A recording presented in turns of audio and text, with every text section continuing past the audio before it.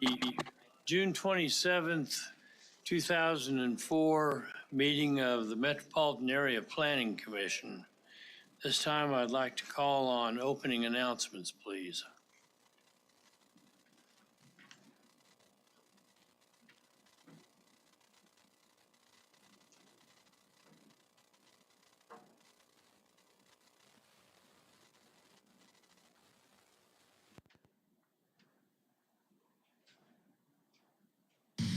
Before we begin the agenda, the Wichita-Sedgwick County Metropolitan Area Planning Commission and the Wichita-Sedgwick County Board of Zoning Appeals would like to take this opportunity to welcome everyone to this public hearing. For those in attendance, copies of the agenda for today's meeting, the public hearing procedure, and planning department staff reports on all agenda items are available in the lobby. The Planning Commission's and the BZA's bylaws limit the applicant on a zoning, subdivision, or variance application and his or her representatives to a total of 10 minutes of speaking time at the start of the hearing on that item, plus up to 2 minutes at the conclusion of that hearing. All other persons wishing to speak on agenda items are limited to 3 minutes per person. However, if they feel that it is needed and justified, the chairman may extend these times by up to 2 minutes. All speakers are requested to state his or her name and address for the record when beginning to speak. When you are finished speaking, please share your name, address, and the case number on the sheet provided in the room. This will enable staff to notify you if there are any additional proceedings concerning that item. All speakers at the podium, please remove your face mask before speaking into the microphone. Please note that all written and visual materials you present to the Commission and the Board will be retained by the Secretary as part of the official record. If you are not speaking, but you wish to be notified about future proceedings on a particular case, please provide your contact information to the Planning Department. The Planning Commission and the Board are interested in hearing the views of all persons who wish to express themselves on all the agenda items. However, we ask that all speakers please be as courteous and concise as possible and avoid long repetitions of facts or opinions which have already been stated. For your information, the Wichita City Council has adopted a policy for all city zoning items. A copy of this policy is available from the planning staff. The City Council relies on a written record of the Planning Commission hearings and does not conduct its own additional public hearings on these items. The decision of the BZA is final. Any appeal of a decision of the BZA is to the district court. We have a roll call now, please. We certainly shall. Duell. Here. Mater. Here. McKay. Here. Fry. Present. Bill Johnson. Here. Blick. Mr. Blick is absent. Nix. Here. Klontz. Here. Warren. Here. Joe Johnson. Here. Miles, Present. Zimbelman, Aldridge, Here. and Williams Bay. Chairman Dool, I show 13 members present and 1 member absent. Thank you. Next item is approval of the prior MAPC meeting minutes of June 13th. Mr. Chairman, I move that we approve. Second. We have a motion by Mr. Fry, a second by Mr. McKay. All those in favor signify by saying aye. Aye. Opposed, the same would be nay. Motion carries. So now we will go down through the cases and see what we can take on consent. We'll start with subdivision items 2.1, sub 2024-00022, located generally at West 47th Street South and 295th Street West. Is there anyone on the commission that wants to hear this case? Is there anyone from the public that would like to hear this case? We'll take that one on consent. Next, item 2.2 is sub 2024-00027, located generally on East 39th Street and a half mile east of South Rock Road.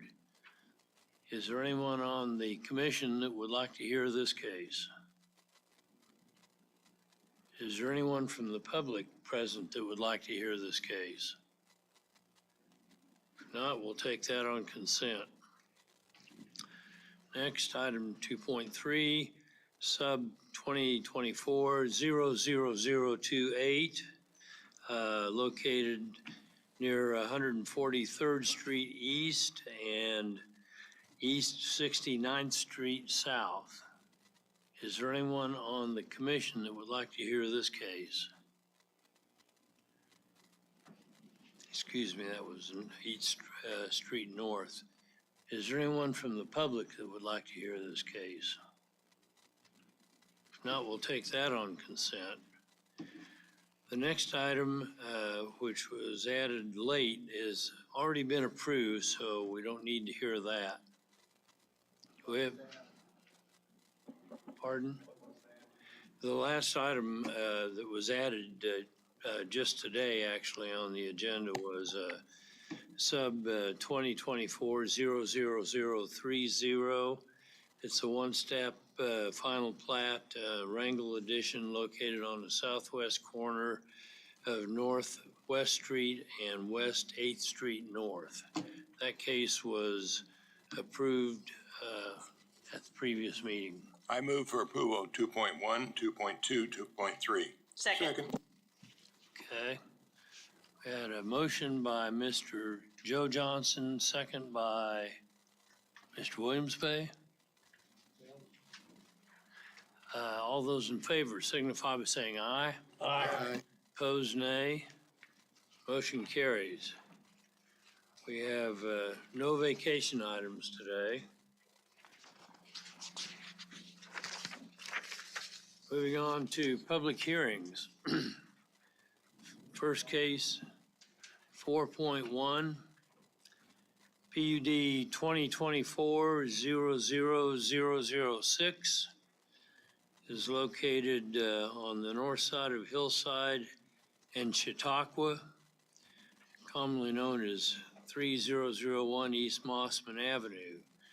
Is there anyone on the Planning Commission that wants to hear that case? Do we have anybody from the public that would like to hear that case? Okay, we will hear that case. The next item, 4.2, has been deferred to July 11th. So the next case would be 4.3. It's Con 2024-00035, located near East Douglas and North Oliver, address 115 North Glendale. Anyone on the Planning Commission want to hear that case? Yes. Okay, we will hear that case. And for the record, Mr. Mader has indicated he's going to abstain from that case. Item 4.4 is Con 2024-00039, and that is located north of East Harry and west of Southeast Boulevard. Is there anyone on the Planning Commission that wants to hear that case? Yes. Okay, we'll hear that case. Next, item 4.5 is PUD 2024-00011, and it is located on the west side of North Amadon and a half-mile north of West 29th Street North. Is there anyone on the commission that would like to hear that case? Is there anyone present from the public that would like to hear that case? We'll hear that case. Next, we have 4.6, Zone 2024-00027. And that is located on North Greenwich Road and quarter of a mile north of East 53rd Street North. Is there anyone on the Planning Commission that would like to hear that case? Is there anyone from the public that would like to hear that case? Yes. Okay, we'll hear it. And we have item 4.7, Zone 2024-00028, located approximately Northwest Street and West Central Avenue. Address is 516 North Tracy. Anyone on the Planning Commission want to hear that case? Is there anyone from the public that would like to hear that case? I'll take that one on consent. Next, item 4.8, Zone 2024-00029. That is located south side of East 34th Street North and a quarter mile east of North Woodlawn. Is there anyone on the commission that wants to hear that case? Is there anyone from the public that would like to hear that case? Okay, we'll hear that case. And the last one is 4.9, Zone 2024-00030. That is located the east side of K-15 and near East 63rd Street South. Is there anyone on the commission that would like to hear that case? Is there anyone from the public that would like to hear that case? We'll take that one on consent. We have a motion on the consent items. Mr. Chair, I move that we approve items 4.7 and 4.9. Second, Second. have a motion by Mr. Fry, second by Mr. Williams Bay. All those in favor signify by saying aye. Aye. Opposed, nay. Motion carries. Okay, we will go back to 4.1.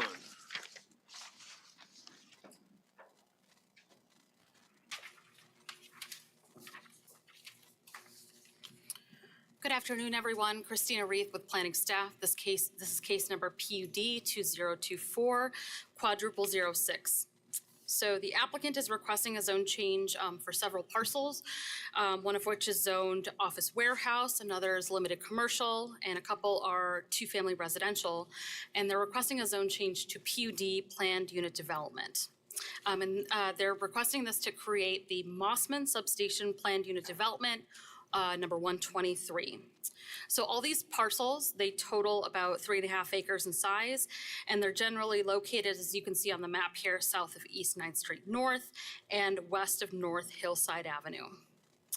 The subject site currently features several undeveloped parcels on the commercially zoned properties, a vacant office building on 9th Street constructed around 1958, an existing substation that has been with the applicant for some time, and then 4 vacant houses on the residentially zoned properties on the TF3 portion. So if we're looking at the zoning map here, it is in yellow. So the applicant is requesting this zone change to construct a new substation. So the buildings that are on site now, those would be removed to make way for the substation. And the applicant also intends to concurrently replat the site and vacate some public rights of way within the boundaries of this planned unit development. So technically, a substation is classified as major utility, and that is allowed under all of these zoning districts by conditional use. However, when we look at these different zoning districts, they all have their different setback requirements, and so the PUD allows a sort of uniformity as well as custom provisions for that development. So the proposed PUD, it's split into parcels 1 and 2. And they both allow for open space as well as major utility.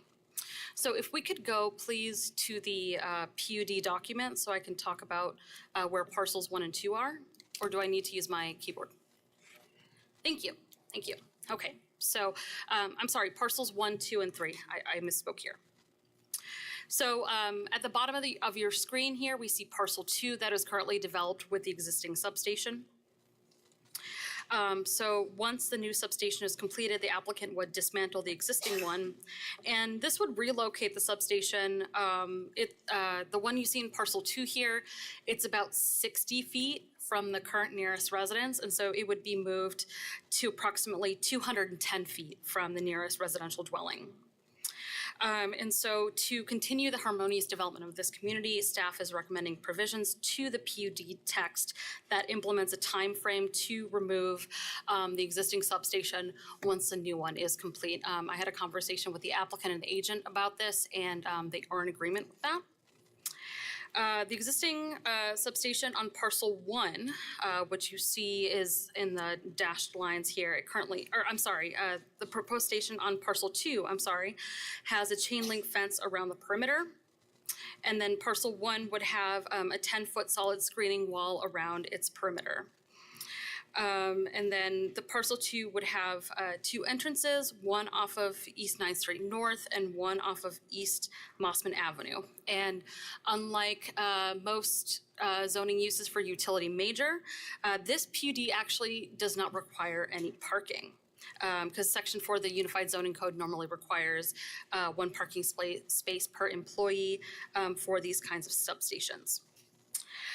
When it comes to the proposed landscaping requirements for this PUD, this one requires a minimum of 1 shade tree, so it's like a larger tree, or 2 ornamental or smaller, medium-sized trees for every 200 square feet of street yard. If the provisions in the PUD document had not deviated from those in the Wichita Landscape Ordinance, they would have been required to install 1 shade tree or 2 ornamental trees for every 500 square feet of landscape street yard. However, when we look at the definition of shade trees in the Wichita Landscape Ordinance, those are with a 2-inch caliper at the time of planting, and then ornamental trees have a 1-inch caliper. So the applicant is actually requesting that both shade and ornamental have a 1-inch caliper measuring 6 inches above the ground at the time of planting. So this is, long story short, this is greater than what's actually required by the landscape ordinance. Staff recommends revising the PUD text to add a landscape buffer along the Redbud Path, which is at the bottom of your screen here, also where it says San Francisco Railroad. which is about 1 shade tree or 2 ornamental trees per 40 linear feet. I believe this is why we're having this discussion today, is because the applicant did reach out to us with some comments about that portion of the revised PUD text. You may have received that via email earlier this week. The management did not have the opportunity to comment on whether to remove that provision of the PUD that we put into the PUD text, so I will let them talk about that a little bit more. So the character of the neighborhood is mostly low-density residential. We have a cemetery to the north, it's zoned multifamily. South is zoned 2-family and developed with the Redbud Path property. When we look across Hillside Avenue, the ones in pink there, that's zoned general commercial, and it's developed with the landscaping company. And then the properties to the west are zoned 2-family, B multifamily, and MF29 multifamily, and are either undeveloped or developed with single-family dwellings. A little bit of case history. The portion that you see the top in green, that was rezoned from B multifamily to general office back in 2000. So the requested zone change is in partial conformance with the Community Investment Plan's 2035 Future Growth Concept Map. The map identifies the area to be mostly appropriate for commercial uses. And so you'll see the definition of how commercial is defined within the comprehensive plan. The plan does not specify how civic, such as substation, how those should be used and integrated into development patterns. But when we look at, what a substation entails and the intensity of that, that is pretty much on par with the intensity appropriate in commercial areas. So the proposed rezoning is in conformance with the land use compatibility guidelines of the Community Investments Plan. When we look at the general design features, they recommend that non-residential uses should have site design features that limit traffic, noise, lighting, and adverse impacts on surrounding residential uses. So the applicant proposes to integrate several design features to, again, limit these possible adverse impacts to residential development. We have strict lighting provisions, a solid screening wall, landscaping, and maintaining open space that serves as a significant buffer between the proposed new substation and the existing residential development. However, when we look at, the central northeast area plan, the neighborhood plan for this substation, it does say that, we should be focusing on rehabilitation, not demolition of existing homes. And I believe there were 5 dwelling units that are proposing to be demolished for the construction of this new substation. But if you look at, they are going to replat this site. They're going to improve drainage and open spaces, which are encouraged in, again, that same northeast area plan. So based on the information available at the time of the public hearing, staff recommends approval of the application, subject to the provisions of the PUD and the following conditions that are listed in your staff report. This recommendation is based on the golden rules, again, which I go through in my report. Number 8, when it talks about opposition or support of neighborhood residents, I have not received any additional comment other than what's provided in the report here. So with that, let's go to some of the site photos. So this is looking north towards the site. You can see the cemetery in the back. Next slide, please. This is looking east towards the site. This is the main open space, and then some of the houses in the back, that's going to be paved for open space. Next slide, please. This is looking south towards the site. Next slide, please.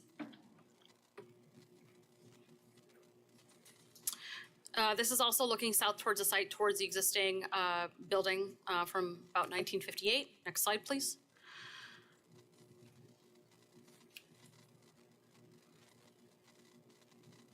So this is looking south towards the site. I just want to emphasize, again, this is the existing substation. This is where we get about the 60-foot difference. And so this is going to be dismantled and be moved farther east. Next slide, please. This is looking south away from the site. This is across from the Redbud Trail. Next slide, please. This is looking west away from the site. Next slide, please. Again, looking north away from the site. Next slide, please. And the rest of the photos I have in the slideshow here are just pictures of the individual houses. So with that, I will stand for questions. Are there any questions from the commission? Mr. Aldridge? Do you know whether or not there would be any plans to vacate east Mossman Avenue, east of the Chautauqua? I actually don't have access to that information. I can defer to the agent to see if they can speak about that. Okay, thank you. Mr. Johnson? Are there any plans to move the houses as opposed to tearing them down? I don't have access to that information. Any other questions of staff on this? Mr. Fry? Thank you. Christina, can you show me where the approximate location of the proposed new location for the substation will be on the parcel? Yes, I believe it will be on parcel 2 in your document, which is where the dotted lines are. In terms of the dimensions of the substation, I don't have specific details on Can that. you show it on the screen where you? Okay. So the gate is going to be here. The substation pad is here. So I anticipate the entire hashed area. Okay. Thank you. Mr. Williams-Vey? Christina, did I understand you to say that there was going to be a solid surface fence around the perimeter of this? Yes, they are proposing a retaining wall, a solid screening wall with a maximum height of 10 feet. Yep, so they're going to remove, they're not going to have any chain link. It's going to be solid. Yes, Mr. Nix? Christina, on the, what is it, on page 5, looks like we have changed the word as far as landscaping from irrigation systems. It stated before shall be necessary, now it says may be necessary in red. You say may be necessary, does that mean that there possibly will be no irrigation? That is a good question. I'm just going to suggest if you're not going to irrigate the trees that are called for here, you just will not plant them. I mean, they're just going to die. So a better landscape ordinance would just be no trees. Maybe plant some grass if we're not going to take care of them and not going to water them. Okay. Any other questions from the commission? If not, then we will call on the agent or applicant to speak, and you will have 10 minutes. Please give us your name and address. Good afternoon, Rebecca Melius, PEC 303 South Topeka here in Wichita. I'm the agent for the applicant, and I'm going to do my best to split my time because I do have some Evergy representatives here. So before we jump to their slideshow, Christine did a really great job of summarizing where we're coming from, and she's correct. The only reason that we're asking to hear this case today is to clarify the request from staff for the revised landscaping language. So this substation project is a relocation and expansion of the existing substation that is in parcel 2. We are proposing this substation on parcel 1. This substation is in coordination with a transmission line project that has been extensively vetted through the neighborhood, both with city staff and neighborhood residents and Evergy staff. So the concern that we have right now are the site constraints to the west with the floodway. We don't have the ability to move this substation to the west at all, so we are hugging that south property line as tight as we can with a proposed screening wall. And so there is no room on our own private property for the installation of the requested landscape buffer that staff has requested. The only opportunity would be potentially to coordinate with city staff on the Redbud side in the Redbud Trail. The concern that we have with that is where the new transmission line is going. And as I'm sure many of you remember from past planning commissions, the installation of trees underneath transmission lines is highly discouraged from both a safety perspective and a long-term maintenance perspective. Similar to the lack of watering of new trees is to plant a tree under a transmission line is guaranteed to hack it in a few years anyways, right? So why set ourselves up for that failure? So I would implore you to consider allowing us to move forward with our proposed landscaping language and not require the additional landscaping on the Redbud side, recognizing that the existing residential and commercial structures are all vacant. They are all, as you saw in the pictures, boarded and not inhabitable currently. Many of them had environmental concerns. So they are, where a substation is not the ideal neighbor, it is a betterment to this neighborhood by installing a screening wall. It is a betterment for the continued support of a reliable energy solution for our citizens as a whole. And to Christina's point, the existing substation going away, moving this further away from a direct residence is an all-out benefit. So that's all of the things I wanted to highlight on. I'm happy to answer any particular questions, or we can wait until after the short presentation about the substation to answer any questions you may have. Any other questions from the commission? Mr. Aldridge? Yeah, I guess two things. One, going back to the question I had regarding the vacation or a possible vacation. Oh, yes. Yes, the plan is to vacate Mossman right-of-way as well as a portion of the alley. So you'll notice on our application, we kind of do a backwards C shape around a handful of parcels. Those are actually owned by the city of Wichita. They purchased them a number of years ago as they are in a floodway and they were uninhabitable. So we excluded that. Obviously, we don't own it. We can't propose to plat it, but we are vacating a portion of the alley as well as the street right-of-way there for the new substation to be built over. And you should see that plat in a few weeks. Okay, thank you. Mr. Williams Bay?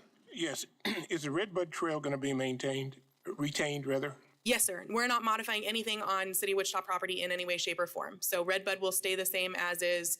There will just be a wall there along that south line for the stretch of the substation along parcel 1. Thank you. You said that you had some other speakers? Yes, sir. One some other. Time. Thank you. Thank you. Good afternoon, Jessica Keck with Evergy, 818 South Kansas Avenue, Topeka, Kansas. I will try to figure out how to make this work. But I'm talking about the proposed Mossman substation. Leave a little bit of time for questions at the end. I know that's limited, so I don't know how to make the next slide, please. I don't know how to make it work. So, overview of our location. We're proposing to construct the new substation on the property shown there. We did host a neighborhood meeting on June 6th. We had about 5 to 7 people show up. The main concern there, I will point out, was the existing transmission lines, which I know has probably been the bigger concern for the area. The substation's actually getting moved farther away from the homes, as both Christina and Rebecca had mentioned. So the substation really wasn't a concern at that meeting. Next slide, please. Next slide, please. And this is just an overview. Whenever we're selecting a site, the main things we look at is the size of the property to make sure it'll fit, the location of the existing infrastructure. With the existing substation being right next door, it made sense for us to demolish that one, to put a new one up a little bit farther away from the residences. Floodplains, we don't want to talk about those on this site. They're actually a pretty big constraint, which is why our site's not square. It's rather odd shaped to try to get out of the floodplains and the wetlands areas. Next slide, please.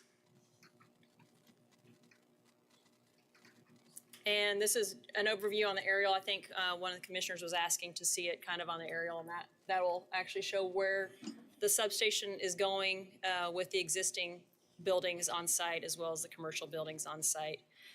It was selected due to the proximity to the existing 69 kV transmission lines and the existing substation. The new substation is going to provide increased reliability for the area. And then, as Rebecca and Christina both mentioned, they did recommend that we put landscaping along the Redbud Trail, and that's not feasible due to what they mentioned about the transmission lines coming in. We do have some other spots on there that we could probably consider to put some landscaping, but along the Redbud Trail, there's just not room, and there is a transmission line eventually going into that area as well. Next slide, please. Another, just an overhead, showing the aerial on it. That way you can see a better view of where it's going to be. Next slide. And then the benefits of this, the new substation is needed to meet the growing community and regional needs for reliable electricity and to replace the aging infrastructure. If you saw a picture of the old Mossman sub, it looks pretty old. It's surrounded by the chain link. It's a pretty old substation, so it does need to be replaced. The growing demand for energy and the changes to the electrical grid requires us to invest in and expand our substations and our transmission lines to meet those needs. And then the investments that we make today will lay the foundation for the reliable, affordable, and sustainable energy that we provide to the customers and communities for the long term. Sorry, I'm talking real fast because I know I have a time limit. Next slide. And then just kind of going through the golden factors, just zoning uses. The parcels that make up the property are zoned as, some of them are office, warehouse, limited commercial, and two-family. With the existing substation to the southwest. Because we're moving farther to the west and there's already a substation in the area, we believe that it conforms to golden factor number 1. The suitability of the subject property for the proposed use, kind of mentioned in number 1, it's ideal due to the proximity to the existing substation and the transmission lines that are in there. There's really no impact to threatened and endangered species or historical sites with this proposed substation. Impacts, proposed use of the nearby properties. They're not going to be significantly impacted by noise occurring from the substation. The newer substations are actually quieter than the existing ones, and with the wall around it, it's even going to be quieter than the one that's currently there, and it's farther away. We're not going to do any construction during the night hours. Then after construction, it's going to be quiet. And length of time the subject property remains vacant as zoned, it's not applicable. Relative gain to the public health, safety, and welfare. It'll improve the reliability of Evergy's electrical grid. We'll be able to restore power more quickly after outages, which will improve the health and welfare of the neighborhood. Next slide, please.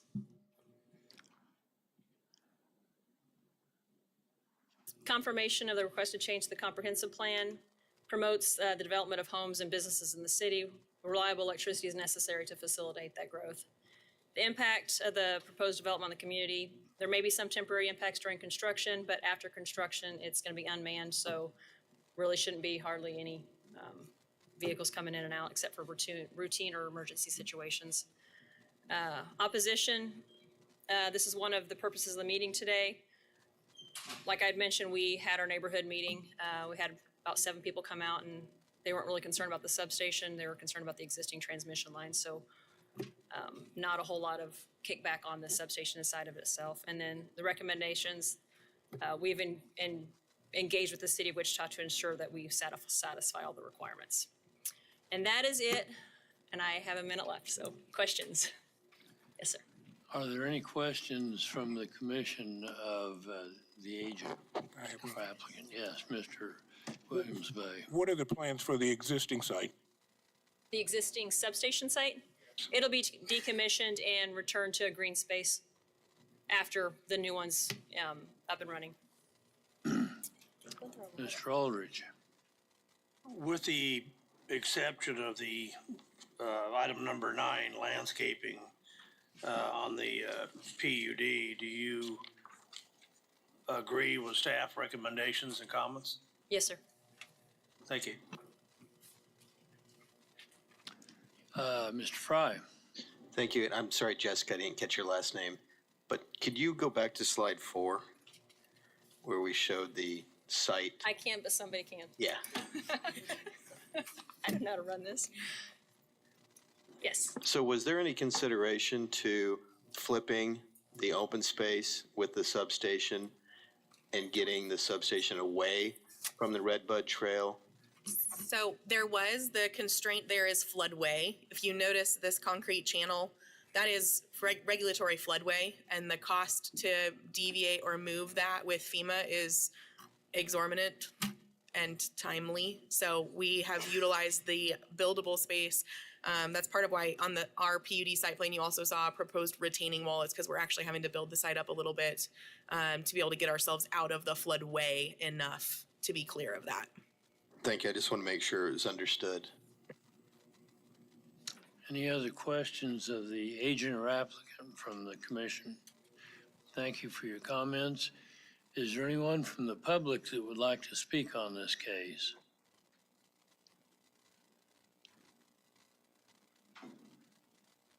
Seeing none, there's no rebuttal. We'll bring it back to the commission for discussion and action. Mr. McKay. Because of the landscape ordinance being mentioned in the write-up,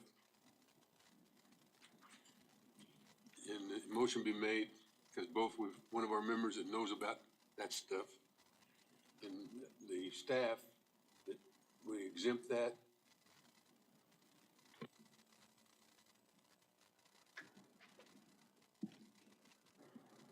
Are you asking to remove the staff recommended provision of along the Redbud Trail? Along Redbud Trail. I think the motion could just include that, whoever might make the motion, to remove that piece of the provision.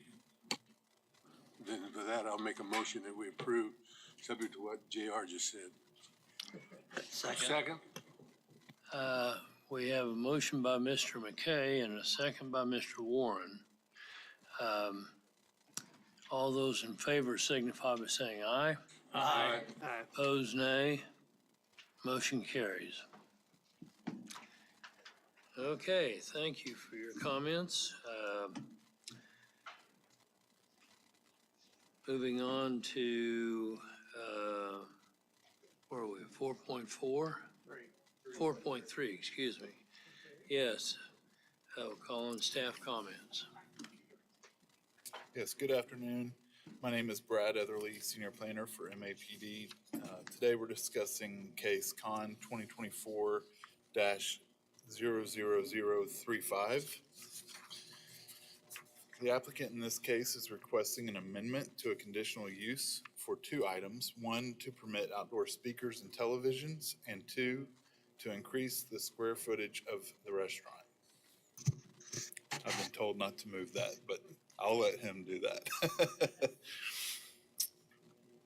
The property is zoned B multifamily residential district with a total of 0.177 acres located on the northeast corner of East Douglas Avenue and North Oliver Avenue. In 2012, the property received a conditional use, which was Con 2012-00044 to allow ancillary parking. The conditions pertaining to this property are listed in the staff report. However, I would like to point out condition number 5. Number 5 states that no outside speakers associated with a restaurant's outside sitting on Lot 19, Block 8, East Boulevard Edition. The restaurant shall be no larger than 4,399 square feet, and that shall include all storage, kitchen, and bathroom areas. In 2013, Lot 19, Block 8, East Boulevard Edition received an administrative adjustment, BZA 2013-00007, to increase the size of the restaurant by less than 10%, resulting in the approved size of the restaurant from 4,399 square feet to 4,860 square feet. This administrative adjustment also limited the number of seats to 209 and reduced the street side setback of a parking lot, which is Lot 18, Block 8, East Boulevard Edition, which is also Zone B multifamily residential district to 8 feet. The applicant is requesting changes to condition number 5 of the conditional use approved in 2012. This amendment would allow outdoor patio speakers and televisions on the east side of the building. This amendment would also increase the allowed restaurant square footage from 4,860 square feet to 7,291 square feet. This is because the applicant is proposing to utilize existing square footage in a tenant space next door that formerly was occupied with a retail use. The site will be required to comply with noise compatibility standards of the UZC, which are in section 4.c.6. That standard states that no sound amplification system for projecting music or human voices shall be permitted on any property zoned NO or more intensive if the music and/or voices can be heard within any residential zoning district that is located within a 500-foot radius of the subject site. The city also has a noise ordinance that is designed to mitigate any significant negative impacts of noise on adjacent properties. The nearest residence to the patio where the speakers and TVs would be located is approximately 200 feet. Based on this proximity, staff is recommending that the speakers and TVs be turned off at 10 o'clock p.m. Properties to the north are zoned GO, General Office, and B, Multifamily. The GO zone property is developed with an office. The B zone property is developed with a single-family residence. Property to the east is zoned LC, Limited Commercial, and is developed with a bank. The property to the south across East Douglas Avenue is zoned LC, Limited Commercial District, and is developed with stores and a restaurant. Property to the west across Oliver Avenue is zoned LC and is developed with a strip mall. A little bit of case history. In 1930, the property was platted as part of the East Boulevard Addition. In 2012, Lot 18, Block 8 of the East Boulevard Addition received the previously stated conditional use, Con 2012-00044, to allow the ancillary parking on the property zone B multifamily. Conditional use also restricted the outside speakers and restricted the restaurant to 4,399 square feet in size. In 2013, the property received an administrative adjustment that was talked about, BZA 2013-0007, to reduce parking by approximately 11% from 77 spaces to 68 spaces, and the reduction of the street side setback on the B zone parking located on Lot 18, Block 8 of East Boulevard Addition to 8 feet. Then also in 2013, the 20-foot wide public alley located to the north of the subject site was vacated, with 10 feet being applied to the subject site and 10 feet being applied to the site to the north.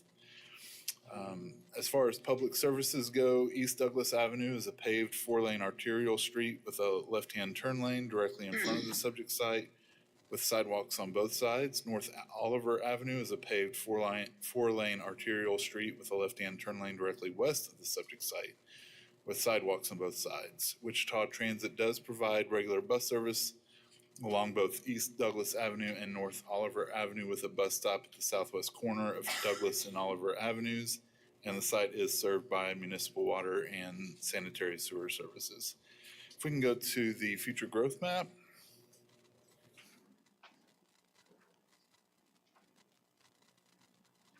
It's hard to see, but the 2035 Community Investment Future Growth Map does identify the area as appropriate for commercial uses, which complies with the Community Investments Plan. Commercial uses are defined as full diversity of commercial land uses typically found in a large urban municipality. Staff does believe that allowing outdoor speakers and televisions on the outdoor patio complies with this plan. The proposed application is not in conformance with the locational guidelines, however. The locational guidelines state that non-residential uses should have site design features that limit traffic, noise, lighting, and adverse impacts on surrounding residential land uses. The intensity of the use with the outdoor noise next to residential use could have negative impacts. However, the staff recommended conditions of approval are designed to mitigate negative impacts. And then the requested zone change is in conformance with the goals of the Wichita Places for People Plan. The subject site, if you look at the strategies portion, the plan recommends strategies to help guide the community in their actions to create walkable places within Wichita. The requested zone change is in conformance with strategy 6 to encourage infill and redevelopment that is contextual to the environment in which it is occurring. And staff believes that the East Douglas Avenue, Oliver Avenue intersection is primarily a commercial intersection, permitting the addition of the speakers to the restaurant is contextual to the environment. Based upon, we can go to the site pics as well. So this is looking east into that ancillary parking lot. The bank is just to the right there. Next picture, please. This is looking west towards the patio where the speakers and TVs will be placed on the restaurant. Next picture, please. This is looking west from, I believe that is Glendale Avenue, looking into the drive into the ancillary parking over here, the bank lot, and then the Hill Restaurant further to the west. Next picture, please. And this is looking east from Glendale Avenue into another ancillary parking lot that is typically used for staff on the other side of Glendale. Next picture. That's it. I'll say this, based upon the information available at the time, staff recommends approval of the conditional use subject to the conditions in the staff report. I would like to focus on number 5, which states that outdoor speakers and televisions shall be allowed on lot 19, block 8 of the East Boulevard addition, provided that use of the outdoor speakers and television shall cease at 10 o'clock p.m. and that the restaurant shall be no larger than 7,291 square feet, and that shall include all storage, kitchen, and bathroom areas. This recommendation is based off of the golden rules, and I also will let you know that staff has received comments in the form of emails that have been placed in front of you.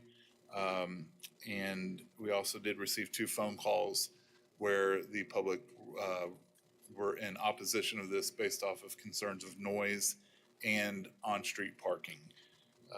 So with that, I will stand for any questions. Are there any questions from the Planning Commission? Mr. Aldridge? Brett, I've got a question on the staff conditional use, item number 8, access to the B zone parking off of Glendale would be ingress only. How are you going to control that and also enforce it just by the 2 signs that were shown? Sure. Showing on the way? So that was actually already approved in the conditional use 2012. So that's not been added to the conditions. That was one that was already approved. I suspect that they tried to enforce it as best they can. What their reality is, I do not know, but we're not touching that provision of the conditional use. Okay. Yeah, I'm just curious because that Sure. photo that you showed, one of some signs need a little love. Any other questions of staff from the commission? Mr. Warren? Brad, we gave them, in 2013, we gave them the 11% relief on parking. Now we're adding more square footage of the building. Is there any provisions been made for additional parking? Yeah, I'll let the applicant explain exactly what the future holds for that, but they are, it is my understanding that they are intending to apply for more reduced parking. There is there's a way that they can do it based off of increasing the square footage of the restaurant that will allow them to ask for another administrative adjustment.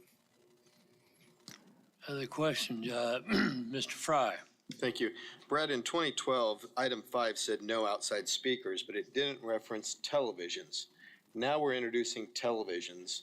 Is it only because televisions have audio? Is that the concern with introducing televisions into this new request? We're adding that because that's what the applicants have asked for, so I guess because the televisions do have speakers on them, they wanted to include those as well, but that could be a question for them as well. All right, thank you. Other questions from the commission?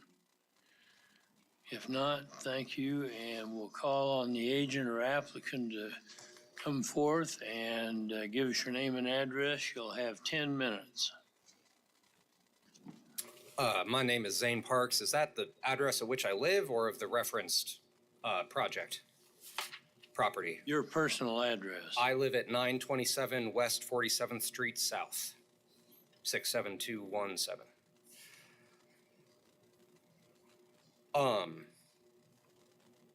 In regards to one of the questions about how to control the egress flow of traffic onto Glendale, it is, yes, now just has a sign posted on either side that I won't lie, I've seen people not abide by, but part of this proposed amendment is that we would actually add I don't know, is there any way to get the site plan we submitted on the screen? Yeah, so. Sir, can you use the mouse? Oh, sorry. We're recording this, so Did it's not see helpful it, to yes. use Yes. the mouse. So we are proposing to add 3 parking stalls. The parking stalls in blue right here are not currently there. We're proposing that we add these here, in effect blocking off that entire lot to have access to egress onto Glendale if they were to not abide by the sign. So I think that would, in reality, get a lot less people going out onto Glendale than is now the case. And in regards to the proposed TVs and speakers on the patio, I mean, the closest residence is 145 feet to the corner of the backyard of the property, and that property has an at least 6-foot tall concrete fence, that entire length there, which I think would do a pretty good job of blocking noise. There's another residence here. That is not a residence, I don't believe. So just given that distance and the fact that there's a concrete fence to buffer the noise, we're just going ahead and asking for it. I would also maybe just like to point out in regards to the parking, additional parking, that the 11% parking reduction that was in place also applied to the retail space that was in the part of the building that they are expanding into. So even if we got no farther parking reduction, we would still be allowed at least an additional 20 or 22 seats in the restaurant, just based on being able to absorb the retail spaces parking, just based on the standard zoning 3 seats or 1 stall per 3 seats. And the 11% parking reduction would already allow us another 20 or so seats. And the use of the new expansion of the restaurant will be at least half a microbrewery, which will not have any seating and will maybe have 1 or 2 employees at it at a time. So even if we don't, for some reason, get the farther parking reduction, we'd still be allowed another 20 seats or so in the dining area of the new space.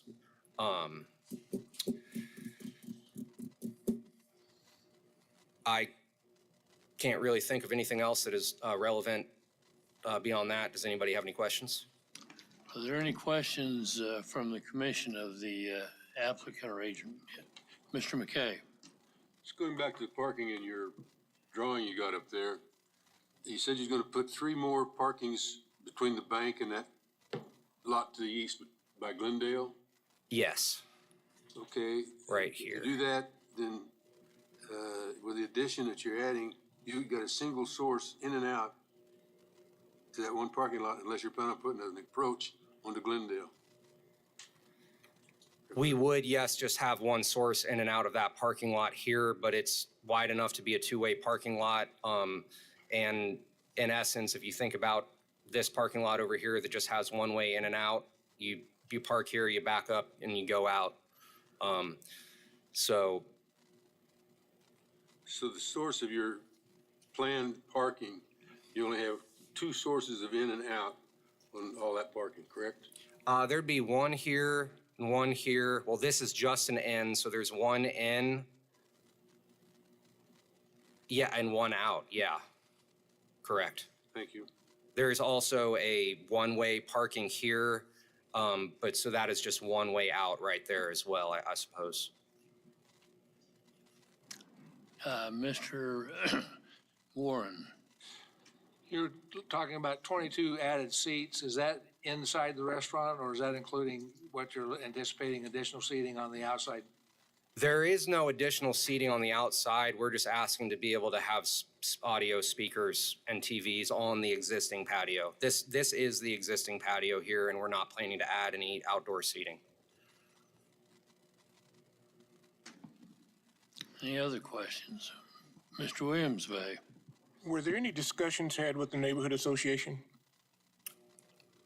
I do not have access to that information.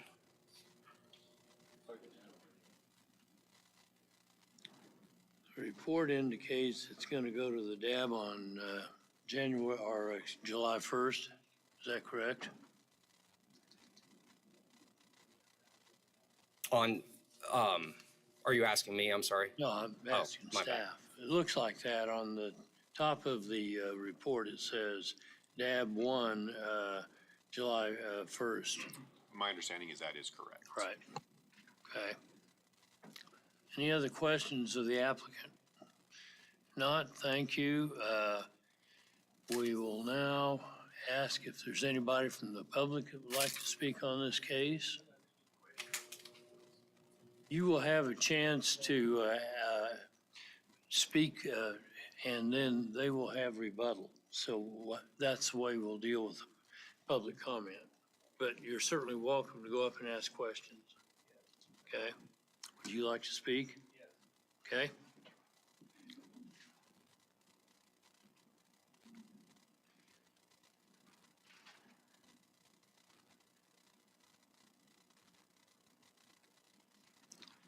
When all of the public has spoken, the applicant will have time to come back up and respond to any questions that you're asking. All right. Go ahead. Yes, I'm Bill Ryan. I live at 130 North Glendale. We built the house in 1948, and just my family has ever lived there. And we were involved along with the president of Crown Heights, and they even had me speak at the East Heights Methodist Church when they had like 300 people from College Hill.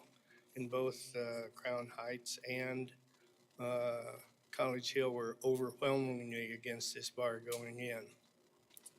The city did a good thing in the planning on mitigating it, because it's very unusual to put a bar into a residential area and having it come out on our street, because what happens is if you're drinking or had too much to drink and you don't want to get a ticket, you go out on the side street. So that's what we see mostly. Any rate, the city and the planning department did a good thing. They put on these constrictions that allowed it to go through by, several different constrictions. I won't go into all of them. And they fought them all, wanting to, landscape as a buffer for the residential area, and putting in a fence and not having speakers and not having bright lights shining right into the security lights. And the main person in charge of that was William Longnecker, the senior planner. Can you speak a little closer to the mic, please, sir? Sure. Thank you. And if we get your name and address? Yes, it's Bill Ryan, 130 North Glendale Street. Thank you. Yes. William Longnecker was the senior planner and the person over it and overseeing it. And he said they did not comply with any of those constrictions. And they fought them and they told them they were fixed or done or and they wouldn't be. And they'd have to go back. And they had to involve Tina Henry, your compliance officer, to, force them to. And one of them was the speakers. And this is basically just about they're almost doubling the size, and they're not adding any parking, which I'm not as concerned about. The speakers is a big thing. We've seen what happened when they put them up, when they weren't allowed to. And the speakers were not allowed. That, you know, these are things they put to be able to allow it to go in, and the bar signed off on. Well, they put speakers up anyhow. And, you know, Mr. Longnecker had to require them to take them down. They did not. You know, they got complaints from all over. And what was happening was nothing good happens in bar parking lots. And they were having people congregate out in the parking lots since there was music and so forth being played. And of course, like all bars, it gets louder and louder as the night goes on. Well, at any rate, 3 minutes are up. Can you wrap this up? Well, I'll give you another minute. okay, that isn't much. Any rate, they even told Mr. Longnecker in the city when he, for the second time, said, take them down. And they did not. And they told him they did. And they were, couldn't even be put up again. They had taken the wiring out and everything. And he drove by after work on Friday, I guess, and they were blaring away. So anyhow, they had they haven't followed their compliance things before. So there's no reason to believe like at 10 in a bar, they're gonna shut the speakers down. I had a couple of questions. Should I be using my time that they gave? We have 3 minutes allocated to everybody in the public. If you want to make 2 quick questions, go ahead and enter them. Right. On one. We're out of your time. Okay, thank you.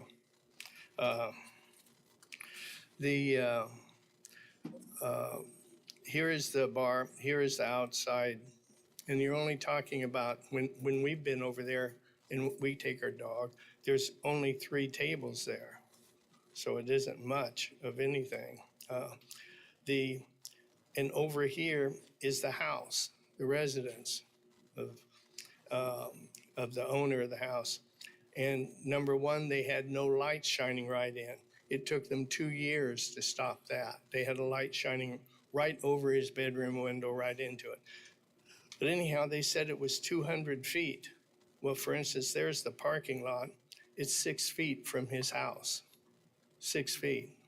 And the music is here. I don't know how they get 200 feet out of that. These lot sizes are 50 feet apart. But at any rate, I wondered about that. And if they put 3 additional parking spots here, that's going to block where they can't pull out to go out the exit this way or this way. So now they're going to have to go all the way back here. But at any rate, they weren't supposed to be able to. Sir, thank you for your comments on that. We got your 2 questions in there. All right, thank you. Is there anybody else from the public that would like to speak on this case? Please come to the podium and give us your name and address, and you will have 3 minutes. I wanted to mention we're fine with the bar otherwise. We don't want to stop it or close it or anything. We just want to mitigate it, and the speakers are a bad thing.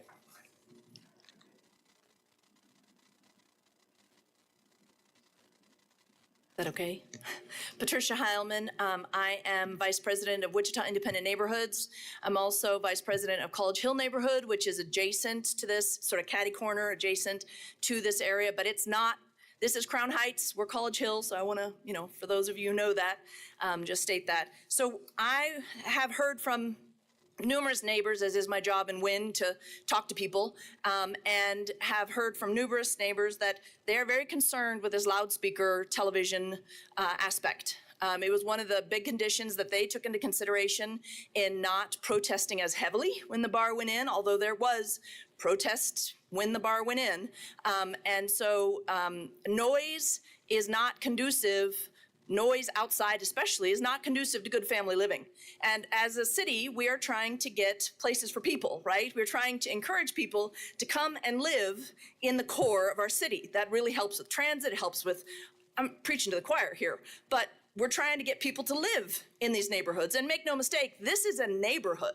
Those are all houses you're seeing there. This is a neighborhood. So as we're allowing music, as we're allowing television to be blared outside, we're keeping Junior from going to bed at 8 o'clock when mom and dad want to put him down. We are chasing families who we want to be encouraging to buy properties in the core of our city out to the suburbs. If we allow public nuisance music like this in our bars and our restaurants, we are doing the opposite of what we want, and it's very difficult to turn, you can't take it back away, right? This goes with the property for the next owners and the next owners. So Wynn would like to ask, and I would personally like to ask in both my capacities, College Hill and Wynn, that you do not approve the conditional use permit to allow outside speakers in this property, and honestly, in all Wichita bars and restaurants, that you be real mindful of making it so that people can live next to these places where we can eat and actually let us, do the work, play, live all together in Wichita. Noise can be really stressful. There's lots of studies that show how noise is really stressful on people, and this is people's sanctuary. This is where they live. So I please ask you to respect people's lives and mitigate and not allow a noise. Thank you. Thank you for your comments. Is there anyone else from the public who would like to speak on this case?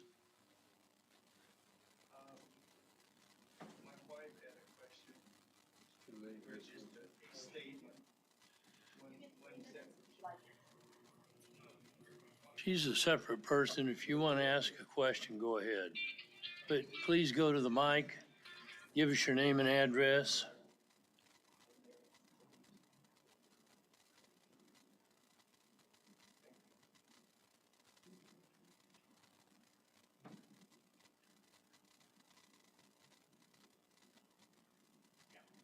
Hi, I'm Gloria Ryan at 130 North Glendale Street.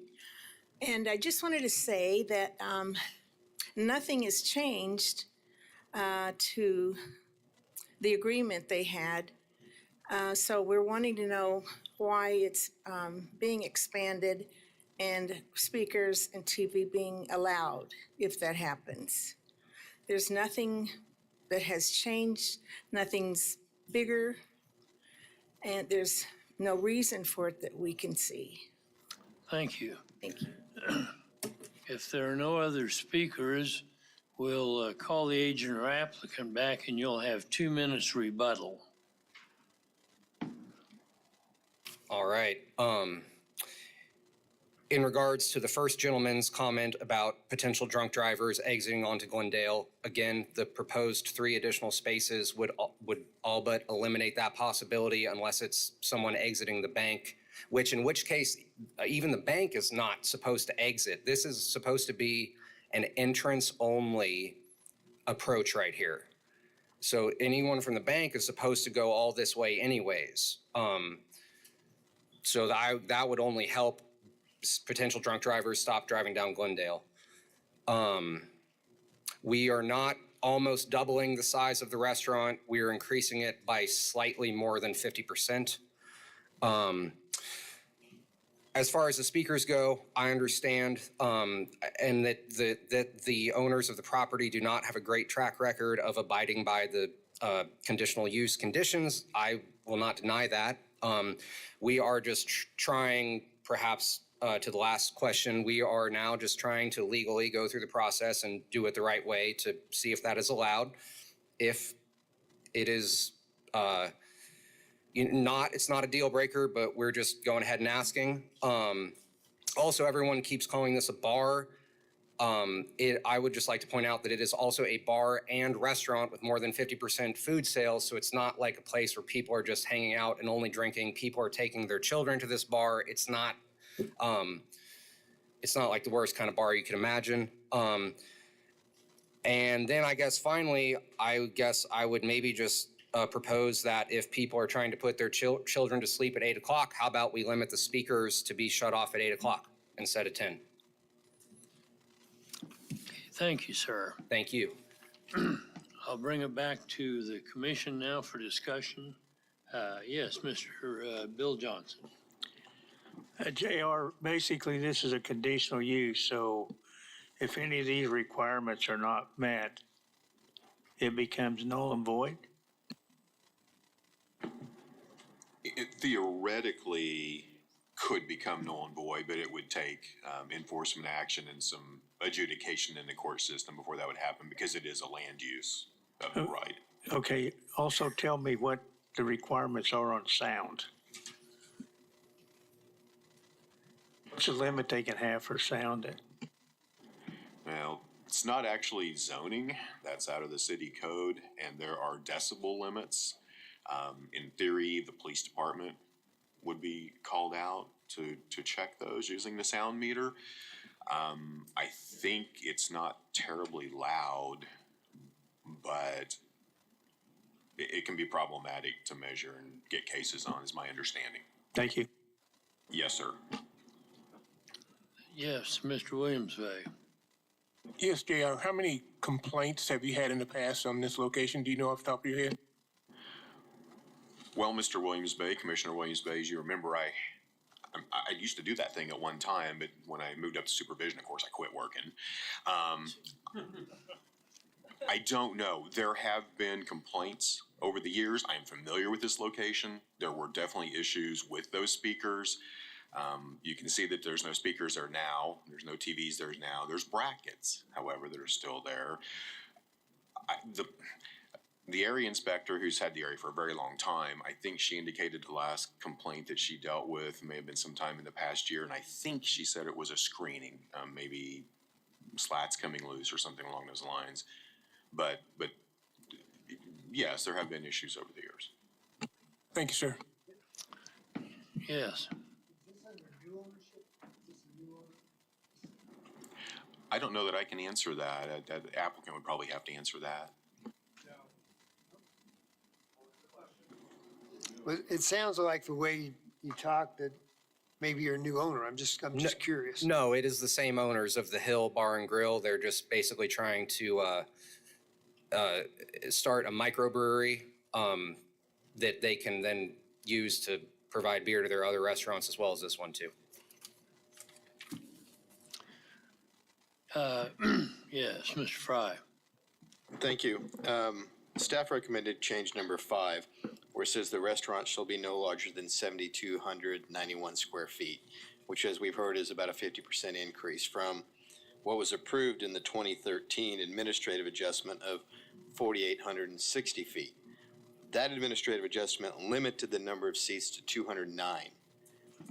I don't see a request to change that limit. Does that stay at 209 with this recommended to 7,200 square feet? I will ask Brad to respond to that if he could, please.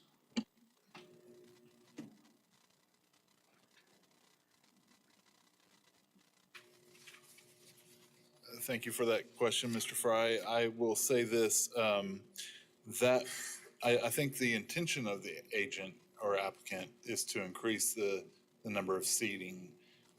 That was not a specific request in the application, so it was not addressed in the application, but that perhaps could be included in the conditions that are approved. But no, it was not requested in the application, so we did not address it. So if approved as recommended by the staff, it would stay at 209 square seats. I'm going to defer to JR. I'm sorry, I was caught up in another possible issue. So if approved as per staff recommendations, the number of seats would stay at 209 because that's what was approved in the 2013 administrative adjustment. I think unless it's specifically changed in this amendment, the answer to that question would be yes. Okay, thank you. Want to make sure the applicant realizes that even though they're increasing the size of their restaurant, they are not increasing the capacity.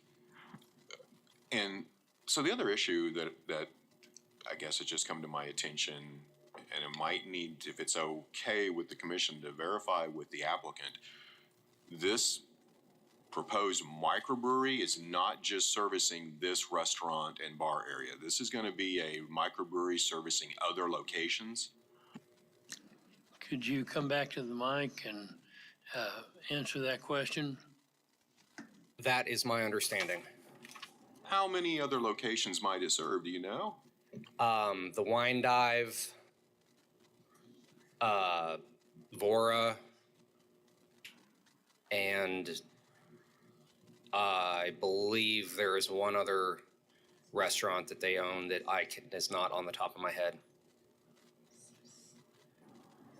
Thank you. And may I just, I absolutely understand what the limiting of the capacity was. Am I okay to be talking? Sorry. Go ahead. Yes, so- The staff question there, I think the answer to that was that it's not going to increase the seating capacity. So it is absolutely the intention to increase the seating capacity, which we could by at least 20 seats, if not for that. But part of the problem is that it's the BZA 2013 that allowed the increase of size in the restaurant and then limited to 209, but it's the conditional use that we are amending. So do we also need to amend the other BZA? How would we go about that? Refer to staff and council.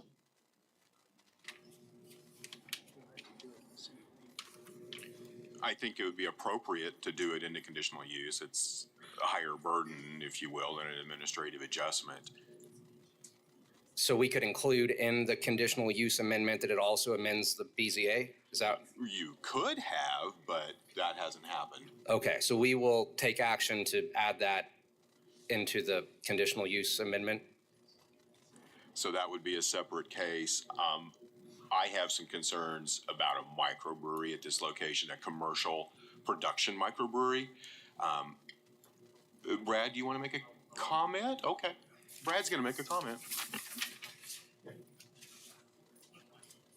So if it's not understood, this is a kind of a complicated case because the conditional use, first of all, this is the first thing, was for this lot. And typically conditional uses are limited to the lot that they are on. But this conditional use that was in 2012 also put conditions on this lot here regarding speakers and television. So then the BZAs throw other wrenches. And so this is kind of a complicated case to sort through. As far as the microbrewery goes, that was one of my first cases back in, say, August or September. That's already been approved. I don't know that we knew that they were going to be, it was a zone change, I believe, if memory serves, from B to GO or something to that effect. So the reason why that's not brought up in the staff report is because that is specific to this and not to the conditional use on this. And so very complicated, very interwoven situations here, but the microbrewery was approved back in the fall, I'll say. So we may not have known that there were going to be other locations that were going to be served from this microbrewery, but it was already approved. So, Mr. Aldrich? Wouldn't that be a total separate deal?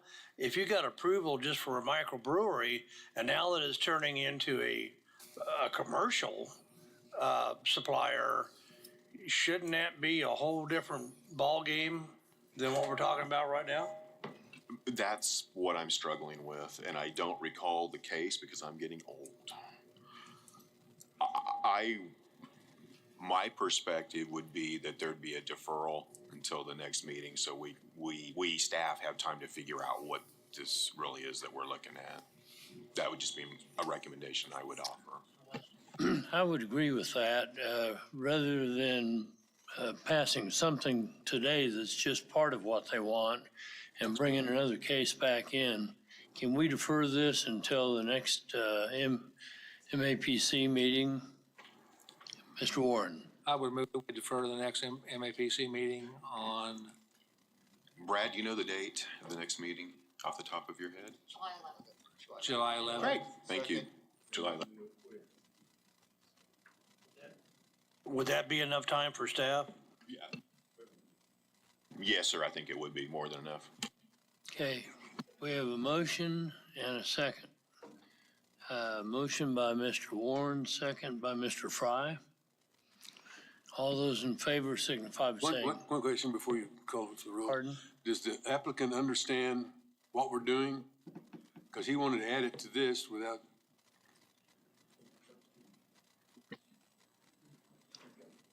I do understand is that we will need to work with you to add the condition of allowing the seating capacity of the restaurant to this conditional use amendment. That's something we're gonna have to work out, but I don't think so. I don't think it can just be added. It would have to be Okay, an entire so is that a thing, separate? so- That was my point. That is one issue. Another issue is, was this microbrewery approved for commercial use outside of the location it was on? So, I don't have the definition of a microbrewery on the top of my head, but I believe that as it is defined in the zoning code is just a brewery that produces less than X amount of barrels of beer a year and doesn't say anything about whether or not they sell it to other locations or not. I mean, don't microbreweries, Central Standard sells their beer to other bars that they serve. That's a microbrewery. They might be licensed to do so. I believe the motion that we have on the table right now is to defer this for 2 weeks or until the next meeting and give you time to sort this out with staff. Okay. Okay? So we will just work with the staff in that time to Yes. straighten it out. Understood. Thank you. Okay, no further discussion. All those in favor of the motion signify by saying aye. Aye. Oppose the same sign. Motion carries. Okay, moving on to 4.4.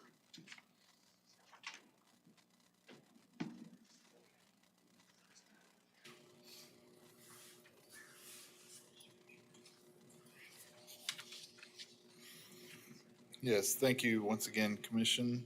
My name is Brad Etherly, Senior Planner for MAPD. We are discussing case Con 2024-00039. For this case, the applicant is requesting a conditional use for an entertainment establishment on property zoned LI, Limited Industrial, and generally located east of South Ida Avenue and within 200 feet north of East Harry Street, located at 1544 South Ida Street. The subject site is 0.4 acres in size and has been historically used as a nightclub. The applicant is requesting the conditional use in order to use the site as a cabaret-style venue where entertainment is provided, including dancing. The applicant has stated that through a filing error, the establishment lost its legal nonconforming status. Supplementary use regulations of the UZC require a conditional use for entertainment establishment when it is within 300 feet of residentially zoned property. And the requirement for the conditional use at this location is due to the requested land use in proximity to MF 29 multifamily residential district, which is approximately 50 feet to the east. This property with MF 29 zoning is part of the railroad right-of-way. The nearest residential use is 190 feet to the northeast across Southeast Boulevard. The subject site is surrounded by the LI zoning district, therefore it is not required to adhere to UZC screening standards or provide a landscape buffer, and no landscape street yard will be required because the development is on a collector street with industrial zoning on both sides of the street. An existing parking lot reserved for the building is located on the subject site, which will not require any modifications. The character of the area is mostly commercial. Properties to the north, east, south, and west are all zoned LI. The property to the north and east is the BNSF Railroad. The property to the south is developed with a vehicle repair and sales establishment. Property to the west is developed with a commercial building in a dilapidated condition. Little case history: on August 20th, 1886, the subject site was platted as Reserve F of McCormick's Edition, and there are no other zoning cases associated with the property. The site does have access to South Ida Avenue, a paved two-lane local street with sidewalks on both sides, and East Harry Street. a 4-lane arterial street with sidewalks on both sides. Wichita Transit does provide service with stops on the northwest and southeast corners of the East Harry Street and South Washington Street intersection, approximately 400 feet to the west. And municipal services do serve the site already. If we can go to the future growth map.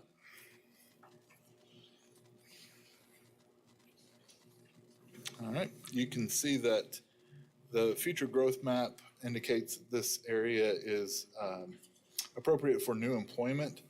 This category encompasses areas that likely will be developed or redeveloped by 2035 with uses that constitute centers or concentrations of employment.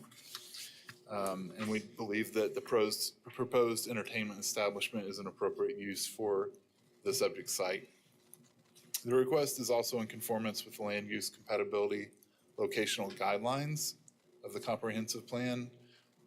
Under the heading Development Pattern, Guideline 1C recommends that major commercial and employment centers should be located at intersections of arterial streets and along highways and commercial corridors.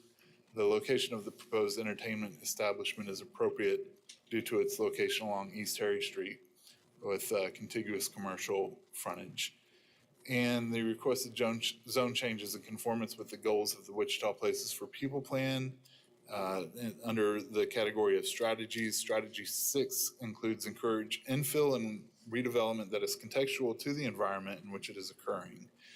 The majority of the area west of Southeast Boulevard is zoned industrial and developed with commercial and industrial uses. The site was formerly used as a nightclub in the past. The continued use of the site as an entertainment establishment fits the context of the area and is buffered from the residential uses by Southeast Boulevard. If we can go to the site pics.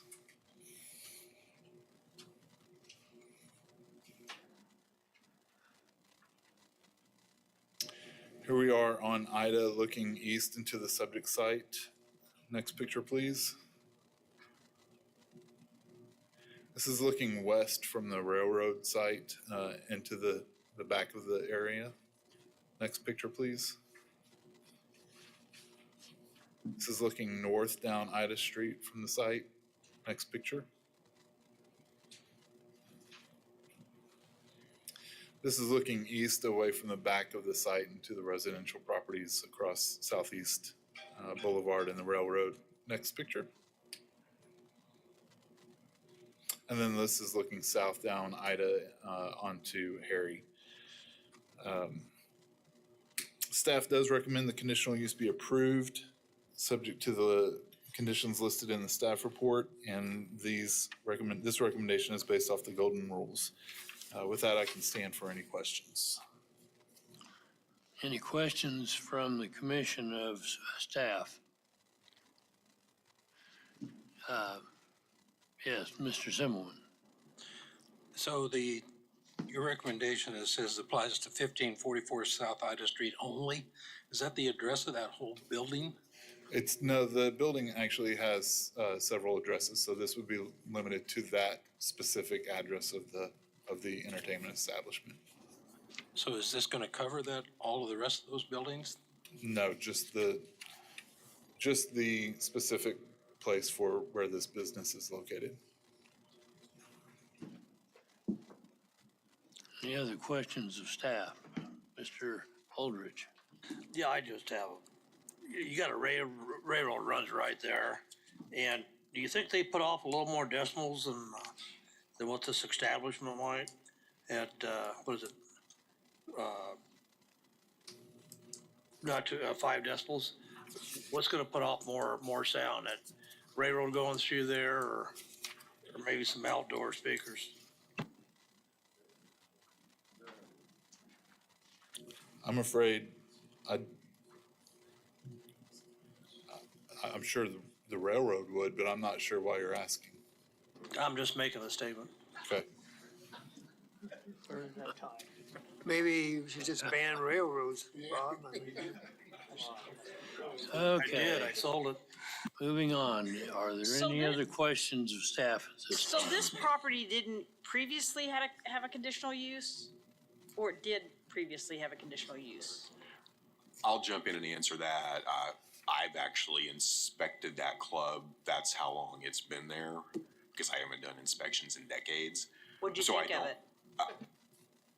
I don't recall. I don't think I frequented it. I don't know. I think it probably non-conforming is what it would be. I don't believe it has any prior zoning action to allow it. It's just, it predates.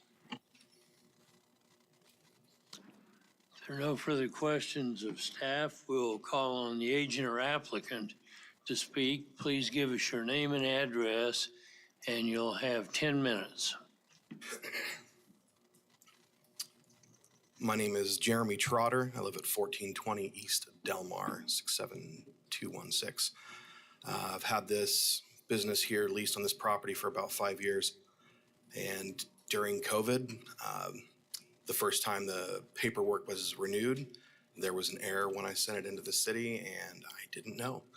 Paperwork was originally filed by the building owners. It's their business model to own bars and lease them out and file the paperwork for people. So we've been operating for about 5 years, and we weren't aware that it had lapsed. So we lost our grandfathered status. So now that we are aware, we're just trying to get it fixed and get back to work. It's about 30 people who've been affected that haven't been able to work or have had to work elsewhere that are ready to come back and start making money again. We've never had any fines, citations, noise complaints. We're kind of known as the snobby club because we follow the rules. Everybody has to have an ID to get in, and we don't have problems. We don't have the police there all the time. It's very infrequent that happens, and when they do, we work with them. We don't overserve. We try to keep it quiet. It's a place more for conversation than anything. So I think that's pretty much all I have. Are there any questions from the commission of the applicant?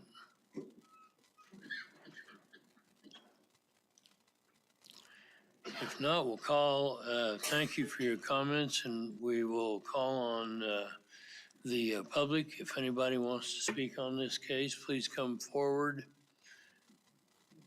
Give us your name and address. You'll have 3 minutes.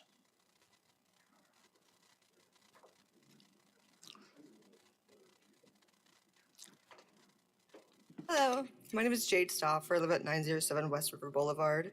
I've been to this establishment, and it's really so calming and chill. And there's the railroads are so loud, so it overcomes the music entirely. But I love this place, and I fully support it, rather than any other club. It's safe, happy, and we're all just good energy. That's all I have to say. Thank you. Is there anyone else from the public who would like to speak on this case? Seeing none, I don't see any adverse comments. Should we give the applicant or agent 2 minutes rebuttal? No. Okay, we'll bring it back to the commission for discussion and action. Mr. Warren. Move to approve with conditions set forth by staff. Second. Been a motion by Mr. Warren, second by Mr. Fry. All those in favor signify by saying aye. Aye. Opposed, nay. Motion carries. Okay, who's up next?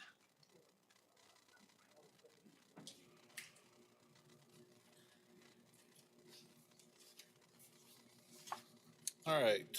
Once again, Brad Etherly, Senior Planner, MAPD.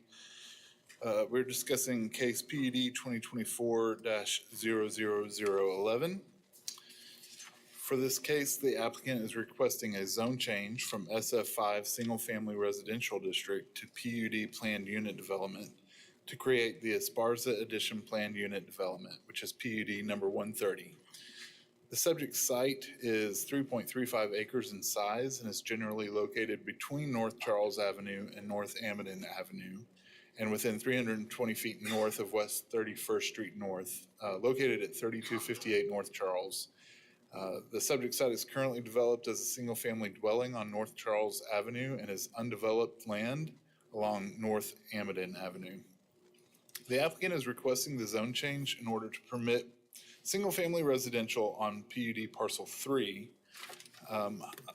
If we can go to the PUD site plan, might be helpful for me to point out the parcels. Yep, so right here, Parcel 3 is proposed to be single-family residential. And then on Parcel 1, which is up here in the northeast corner, is proposed to be an office warehouse. And then in Parcel 2 would be duplexes. A PUD allows a certain level of flexibility with site development, which would otherwise not be permitted under the existing zoning. Parcel 3 is currently developed with a single-family dwelling right here.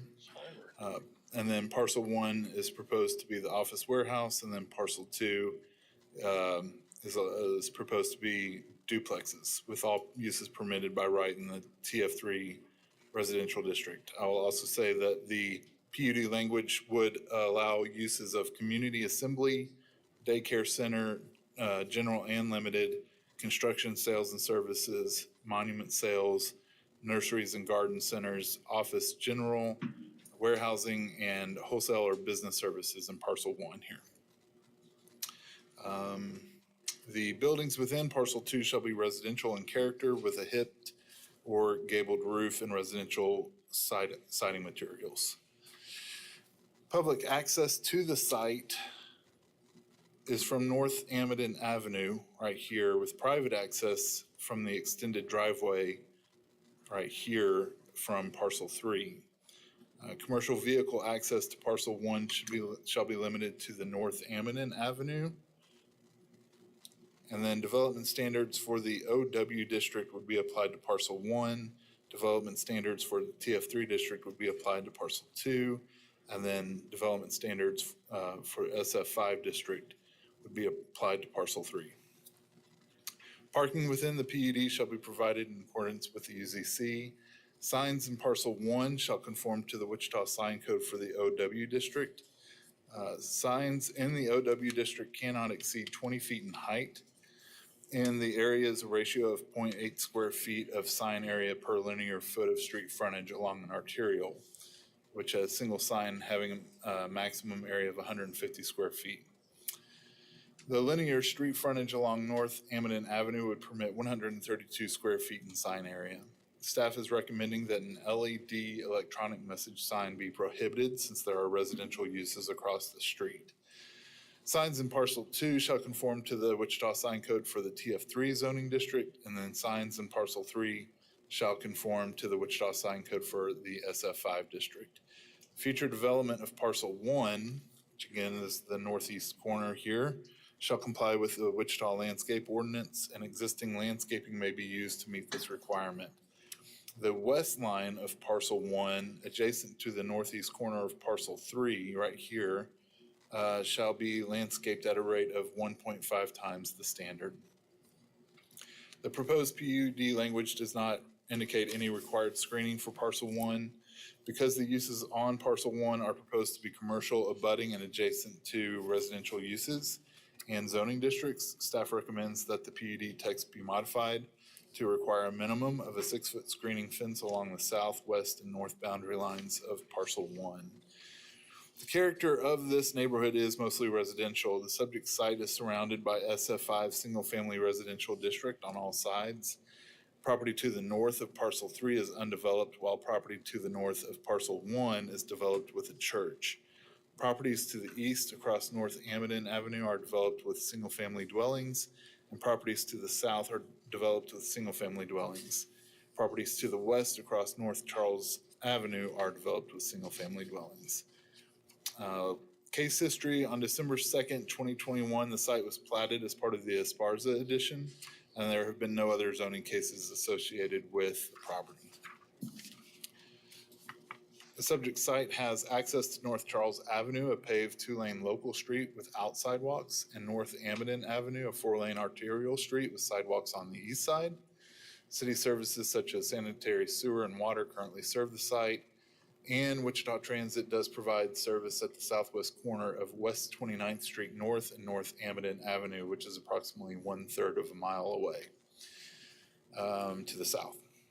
If we can go to the future growth map.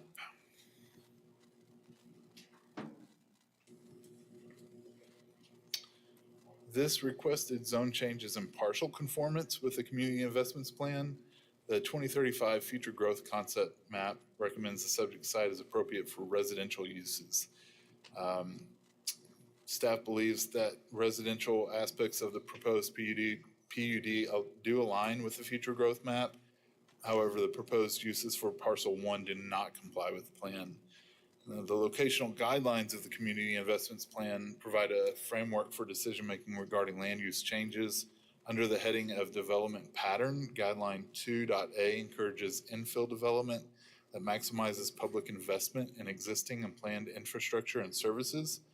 Under the heading Land Use Compatibility, Guideline 1A states higher intensity development should be discouraged from locating in areas of lower intensity development, particularly established low-density residential.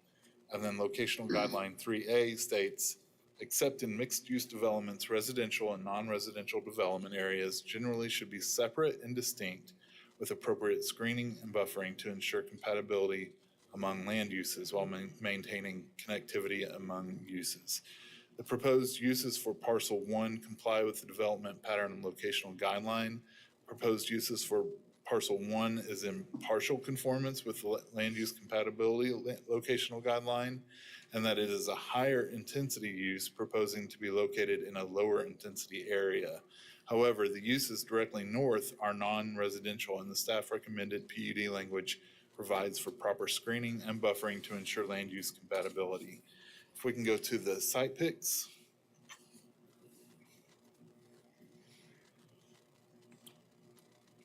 So this is looking east into parcel 1. The immediate area that you can see in the foreground is not part of the PUD. Everything beyond the chain link fence is. Next picture. This is looking east into the proposed parcel 3, where this would be a private drive access to the single family house, and then beyond to the parcel 3 and office warehouse proposed site. And this is from the North Charles Street location. Next picture. This is from Amidon looking kind of northwest into the site. This would be parcel 2, which is the duplex proposed area. And then over here a little bit further is the parcel 3, which is the office warehouse proposed area. Next picture. And then this is looking north from the single family use driveway. This again is not part of this piece here is not part of the PUD, and then you can see the residential even beyond that to the north. Next picture. And then this is looking southeast from North Charles into into the residential area there. And then I think that may be the last picture. Nope, this is looking south from the driveway. So again, this lot that you're looking at with the driveway with the vehicles would not be part of that PUD. And I believe that is the last picture.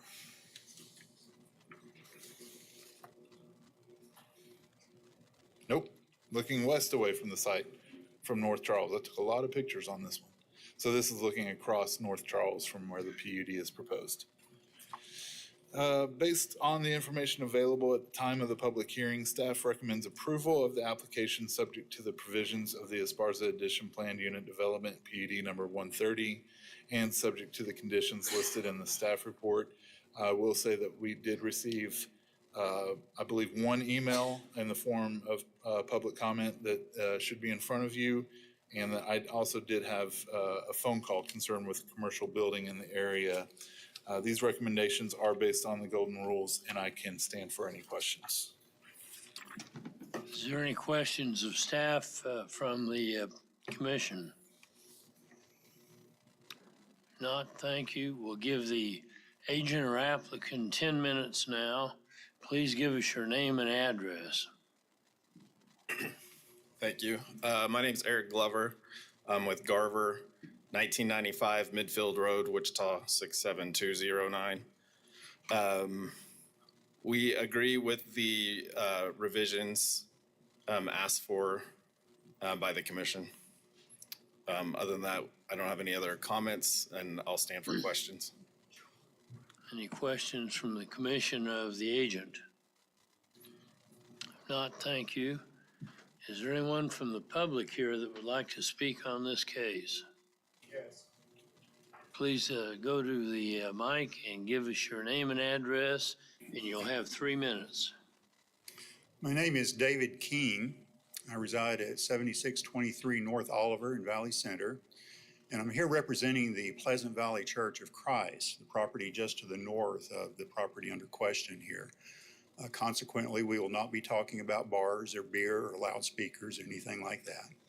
So what we would like to talk about, or what I'd like to bring to our attention today, is two possible concerns here. This has been a vacant lot for years and years. And actually, we have, in principle, no objection to this being developed. But having looked at the staff report that I have in front of me, we do have two questions and potential concerns about this development. The first has to do with the visuals. You will notice on the overhead here that the church building is right here. This is the property under question that's being rezoned.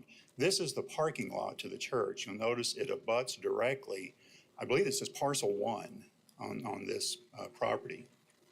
So we're directly next to the property under question. In reading the staff report, there will be an office warehouse built on this parcel. And the concern that we have is the visual impact. The details in the staff report say that the building, the structure, could be as high as 45 feet. And there's a 6-foot chain link fence directly next to the, yes, right here. There's a chain link fence between the parking lot and this building. And our question is, what will be on this lot?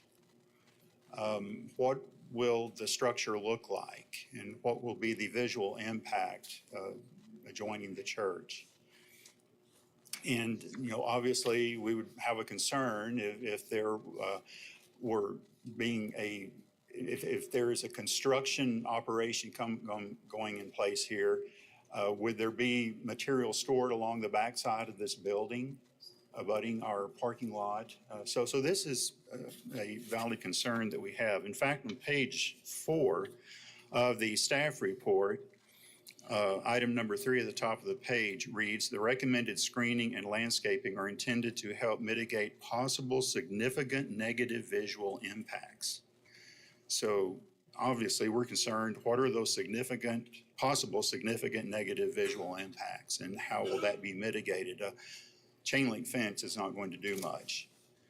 And the second concern that we have is the potential of any kind of noise.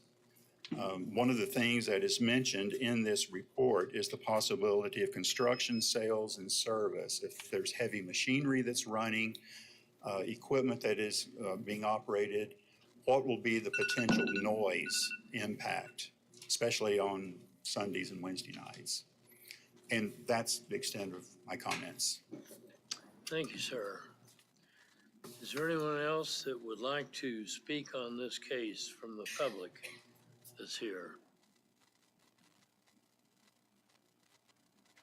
Yes, please approach the mic and give us your name and address, and you'll have 3 minutes.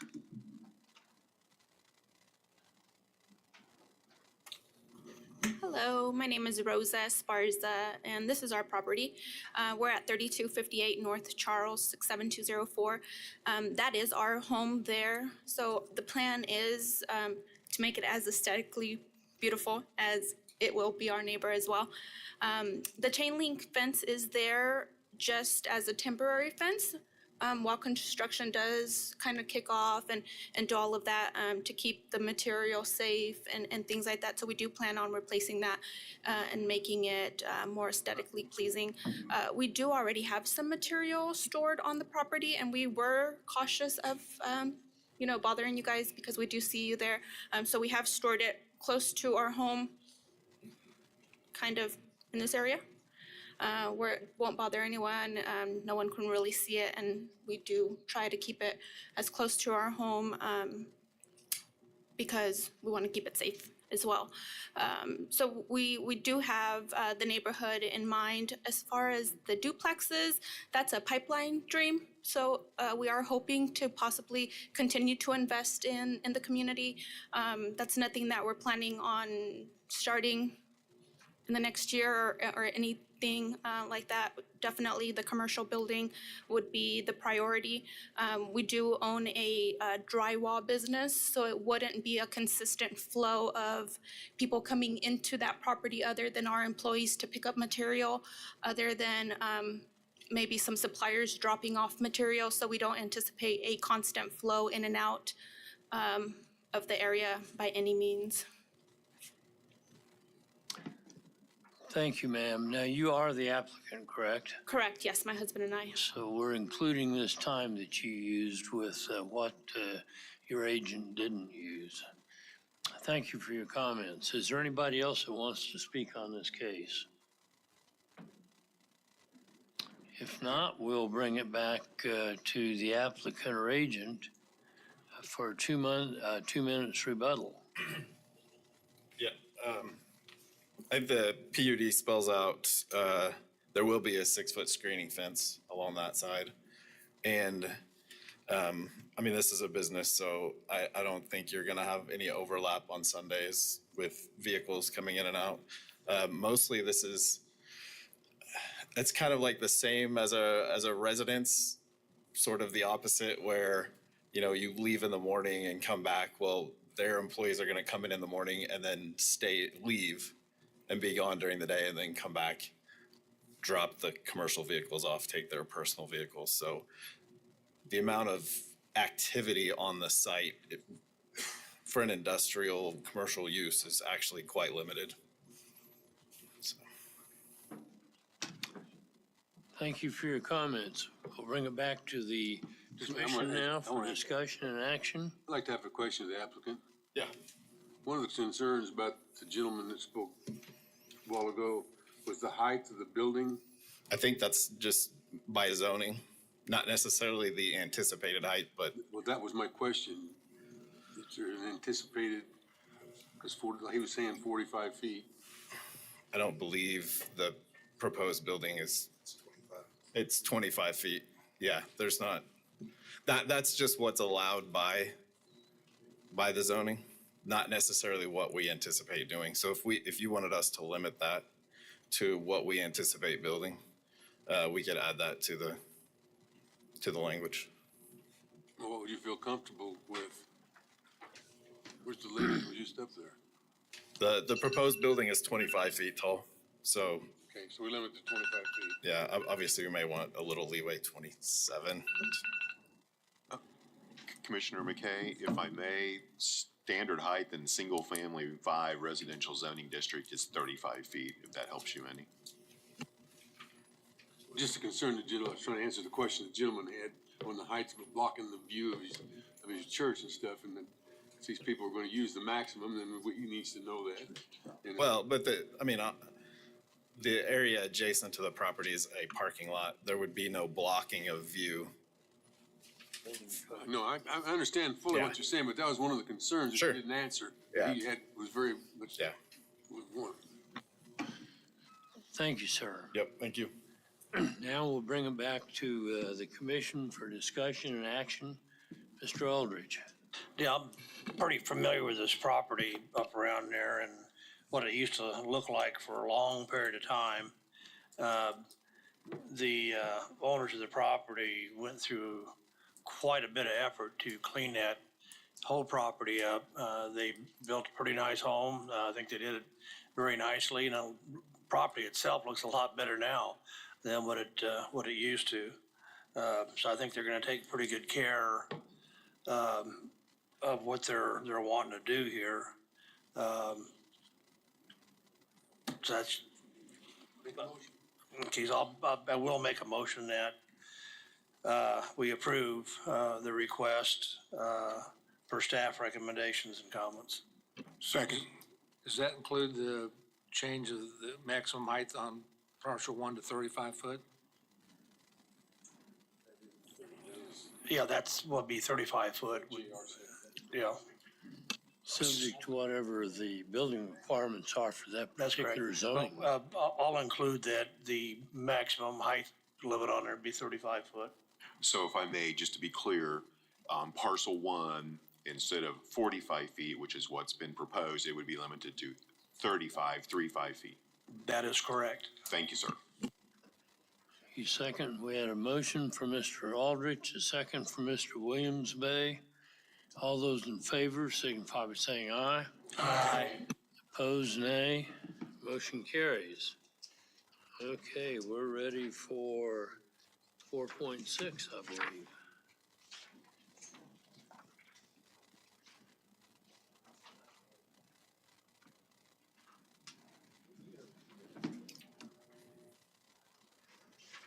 Grant Ellis with the planning staff. I'm here presenting zone 24-00027. The applicant is requesting a zone change from RR rural residential to LC limited commercial. The approximately 5-acre property is generally located on the east side of North Greenwich Road and a quarter-mile north of East 53rd Street North. There are currently 2 buildings on the subject site. There's currently a warehouse-looking building on the west side and a single-family dwelling on the east side of it. The applicant has not specified a specific use for the property for the reasoning for the rezone. Properties to the north, east, and south are zoned RR, rural residential. And property to the west is zoned M1 Industrial District from the Bel Air zoning code, because that is the city of Bel Air to the west. And that's going to be more similar to like an LI or a GI in the city of Wichita code. Water services is provided by Rural Water District 1. The requested zone change is in partial conformance with the Community Investments Plan. The Community Investments Plan includes the 2035 Wichita Future Growth Concept Map. If we go to the next slide.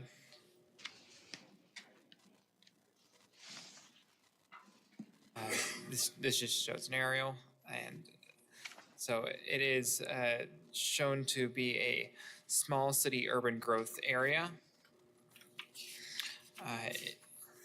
And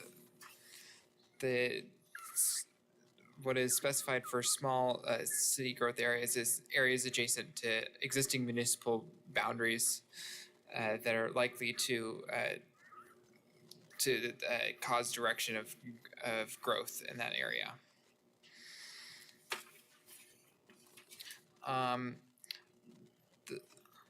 With the subject site being in the Bel Air urban growth area, staff reviewed the Bel Air comprehensive plan to identify the proposed future use of the subject site, and after looking at that plan, the Bel Air comprehensive plan did not specify specific use for the subject site.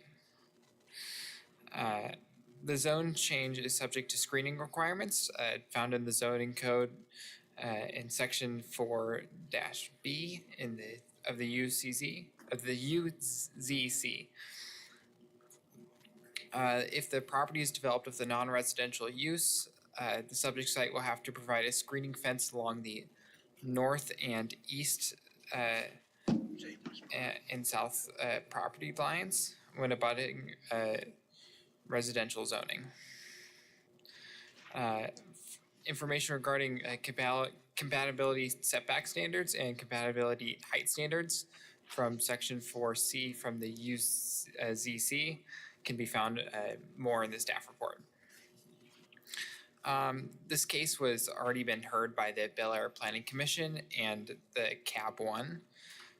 The Bel Air Planning Commission wanted to approve, and the CAB 1, they couldn't get a official recommendation to you guys because they did not have a quorum. But there was some discussion on this case, and the general consensus was to deny due to concerns about the lack of specific use. So residents were concerned about that. Possible increased traffic and possible drainage issues. You guys do have an email that I received this morning about possible stormwater issues from stormwater management. They were just concerned about that. This staff has received a few comments in opposition to the case. One of them is in the one provided in your staff report on the last page. Staff recommends approval according to the golden rules. I stand here for any questions. We have any questions from the commission of staff?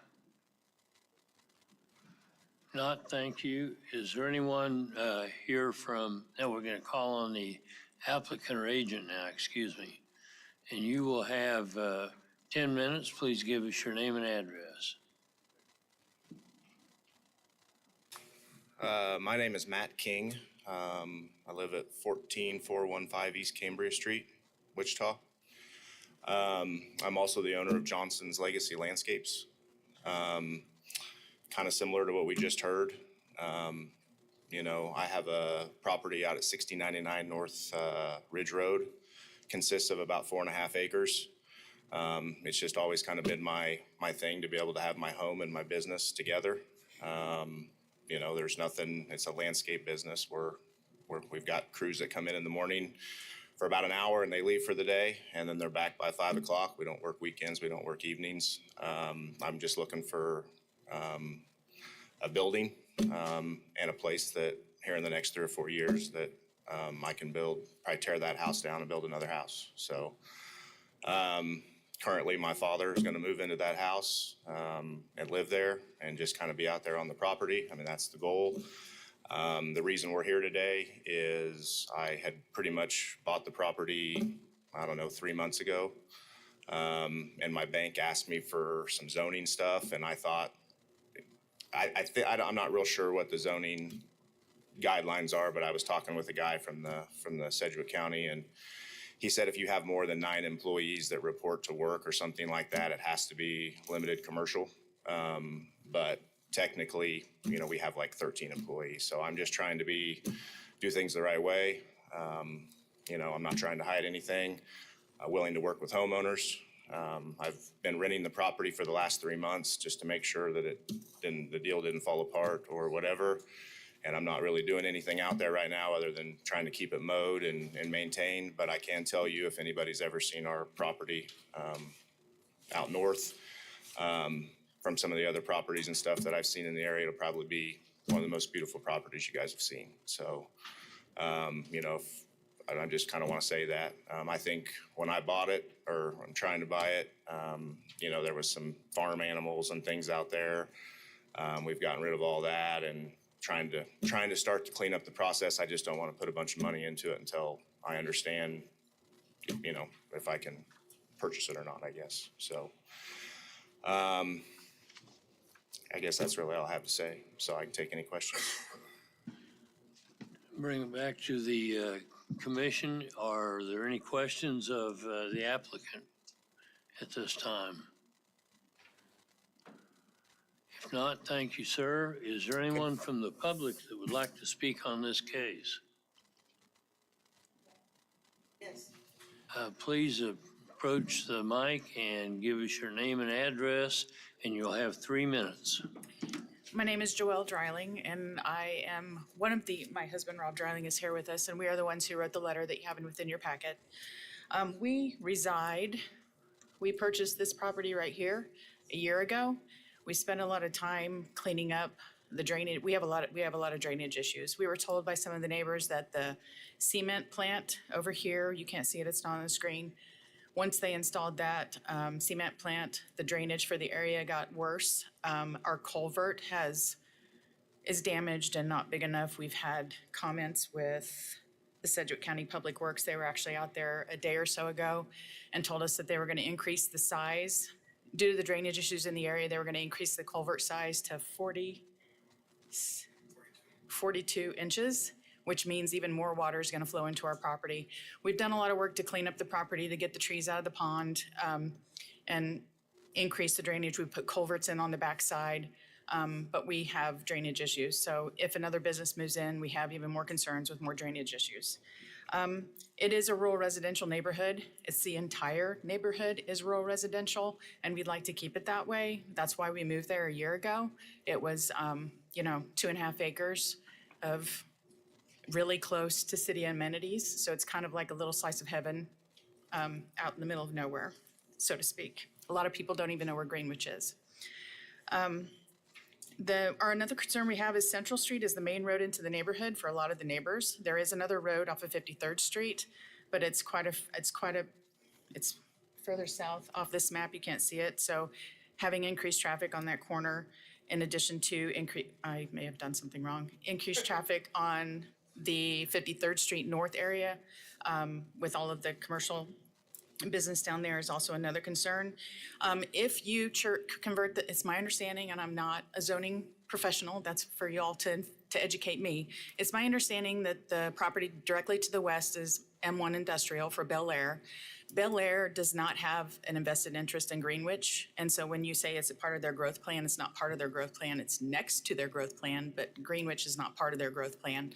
M1 Industrial is to the west. If you convert that to limited commercial, then M1 Industrial does not have to be 50 feet away from it. They don't have to put up a fence. They can have a driveway that faces Greenwich, which would mean all of their traffic and their lights would head this way. That's another concern with this property. All the lights, I know you say a 6-foot fence on the north, the east, and the south side. 6 foot isn't gonna block larger vehicles or any noise or lights going that way. Again, we talked about the drainage plan, water usage. It is rural water, so we're concerned about increased water usage, personal safety, noise. What's the sewer system gonna be currently on this property? There's a tiny little, I call them stink ponds. I don't know what the exact term is. Most of the other properties have laterals, buried septic systems with laterals, so we're concerned about that. And I'm just questioning, the applicant is Sharp Holdings. And this gentleman said he purchased the property, so would they need to refile under his name? Or, because it's my understanding Sharp Holdings. Oh, you're renting the property. I thought you said you bought it 3 months ago. Okay. So, Ma'am, your 3 minutes is up. Can you wrap up your comments, or you finished? I've exceeded my time. Thank you. Okay, thank you very much. Is there anyone else who would like to speak on this from the public? Please give us your name and address, and you'll have 3 minutes. Good afternoon. My name is Teresa McCabe. I am a property owner in the unincorporated community of Greenwich. I live at 302 East Central Street. Where the proposed zoning for the limited commercial has been applied for. To start, I would like to ask that the Metropolitan Area Planning Commission reconsider your recommendation for approval regarding this rezoning request. My husband and I moved in there 5 years ago. It is a completely rural residential area, all except for your M1 across the road, which is Bel Air. Since it's not required, we have no idea what the intended use is, but this gentleman has told us what his intended use is, but he does not own the property. Stark Holdings does. We are concerned about noise, added noise to the area, additional damage to the gravel road, which is Central Street, as well as all the side streets, which are gravel as well. And we already have an issue with dust, potholes, even getting the road maintained by the county and the township. Increased traffic, personal safety. like she had said, sewer, there's a lagoon. Everyone else in the county has lateral lines to all of that. She addressed the drainage issues. It's huge. The issues encompasses the entire community. And there's water over the road and the ditches are completely full. They don't drain. That's a very huge issue. There's also a concern about if you rezone this, how will that affect the value of our properties, if it should be approved? It is stated that there's 2 warehouses on the parcel. There's only one. It's just a large shop and just a small home. It has been vacant for months. The pictures in your packet that you have do not do the property justice. Like he said, it is in disarray right now. Horrible disarray with the animals. If anybody's ever had a cattle with a barn lot and you take the cattle off of it, that's what the property looks like.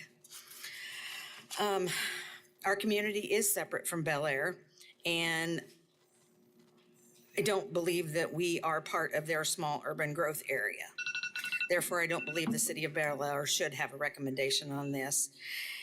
And I would like to reiterate, I would like it to remain rural residential.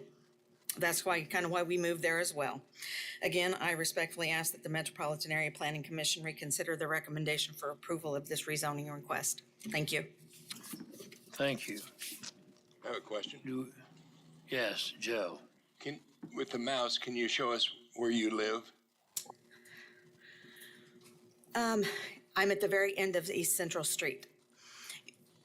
Everyone sent out. It is not on that map. It's further to the east. Thank you. Thank you. You sent out letters, or someone sent out letters to people who live within 1,000 feet of this property that has been applied for the rezoning. I live 1,300 feet from it, 300-foot difference. So that's why I'm here. I know that mine might not be considered because I'm 300 feet outside of the radius, but I still live in that community and I travel that road every day. Thank you, ma'am. Thank you. Do we have a comment from the county councilor? Yes. The fact that Mr. King, the applicant, is not the owner of the property makes him ineligible to make this application for a zoning change. Brad will comment. Yes, Brad Etherly, senior planner. I'm assisting Mr. Ellis in this case. So the applicant is actually Sharp Holdings LLC, not Mr. King. And who owns the property? Sharp Holdings. Yeah, sorry. And is there an agent or that's here present that can answer any questions? That I do not know. Is there an agent for the applicant present or the applicant itself?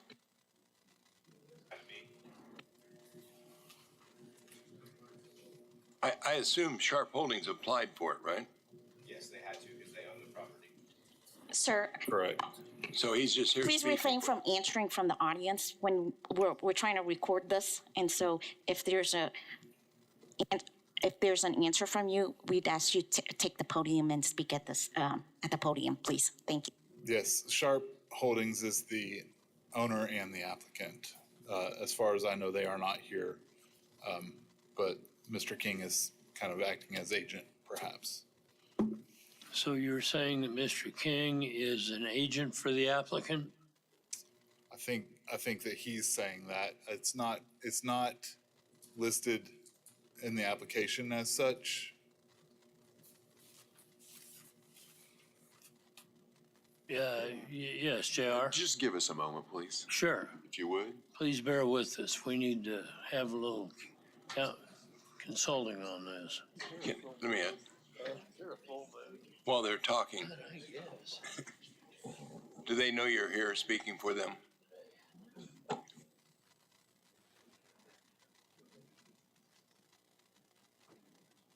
I tell you, I'm a little concerned that Scott and Philip both took off on vacation at the same time, particularly when we had that mess this morning.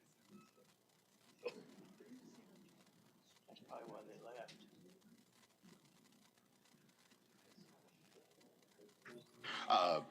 Mr. Chairman, thank you for indulging us. Yes. I believe staff would be of the opinion, because there's some question as to the relationship between the person here speaking on behalf of the applicant and who the applicant is, that the case be deferred until the next meeting.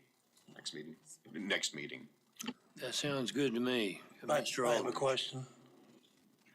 If I may, for staff or legal, is it written anywhere in the regulations that this gentleman could not act as the agent for the owner, especially since the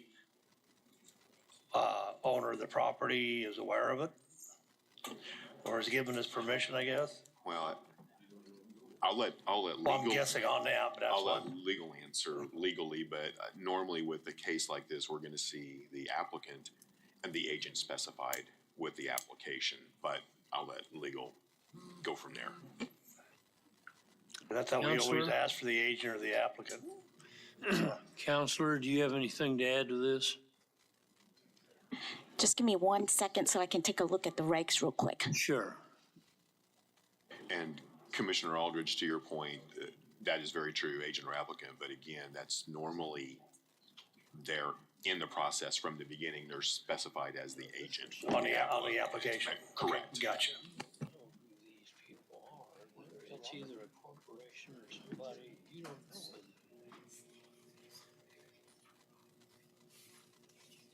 What we do, whether they buy it or not. Yeah, oh, yeah. Why is this different than that? That's exactly right. They're the potential buyer, but they're not the owner at that time. It's a good point. There needs to be some consistency in who they allow to file an application. Yes. Because we don't have verification that Mr. King is serving as the applicant's agent, I do not think that we should probably flush that out and find out if that is the case before making any decisions. Although I would note that it's not necessary for the applicant themselves to be present, but in terms of an agent acting on behalf of an applicant, normally it's usually someone that's been authorized, or an attorney, or one of the surveyors or engineering companies, and there's some documentation to indicate that they've been listed as the agent. I concur with you, and I want to move along with this, but we do have a couple of people that want to speak. Mr. Bill Johnson. I guess I'm curious how this is different, this case today. Did somebody that's presenting something to us that they own a lot and they're gonna sell it, but it's pending what we do? We hear them cases all the time. And I guess I wanna know the difference. I'll take a stab at that. I think probably what we would normally see is the owner would be the applicant and they would authorize, let's say that Mr. Johnson, you're buying the property for me, I would authorize you to be my agent and speak on my behalf. And that would be part of the process when the application comes in. Okay, the application was made. Whose all names were on it?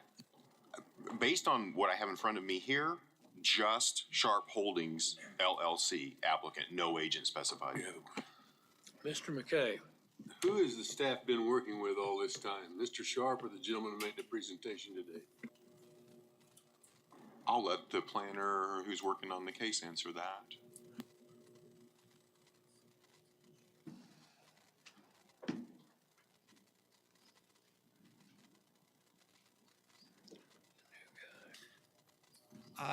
Grant Ellis with the planning staff. From my knowledge, it's just been Sharp. I've been kind of communicating with that through Philip, which he's not here.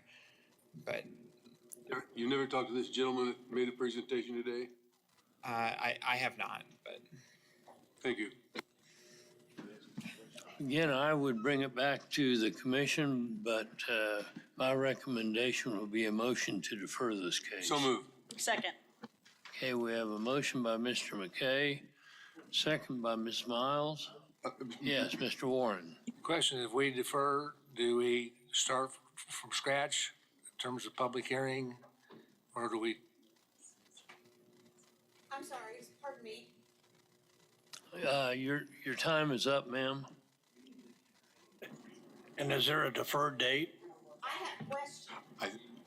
So to answer, I think Commissioner Warren's question, it ought to be to a date certain, which would, I think, be July 11th, as I recall, but to a little further information, so hold on. I'll make the motion till July the 11th. Folks, you can speak with staff or the legal counsel here after the meeting, but we have a motion and a second on the table right now, and we're going to move ahead with that. I have a comment. If he had not talked today, could we have acted on this? Yes. Huh? So what if he just withdrew all of his comments?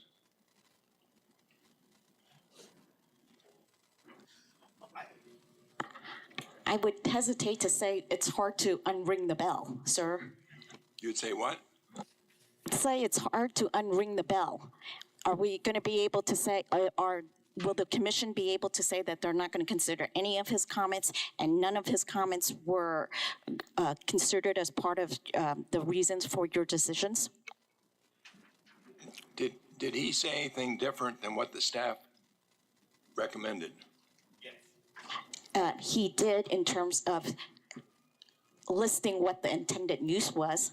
The staff report indicated that there was no stated intended use.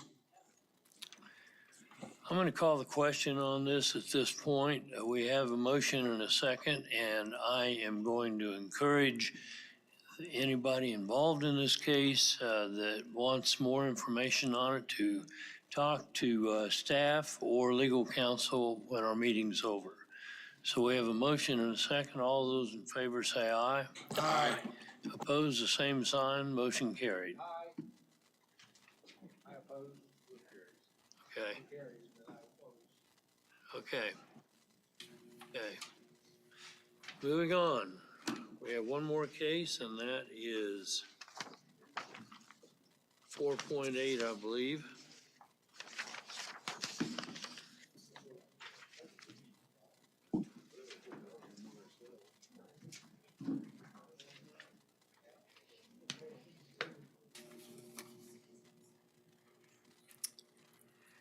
Before I begin, oh wait, never mind. There we go.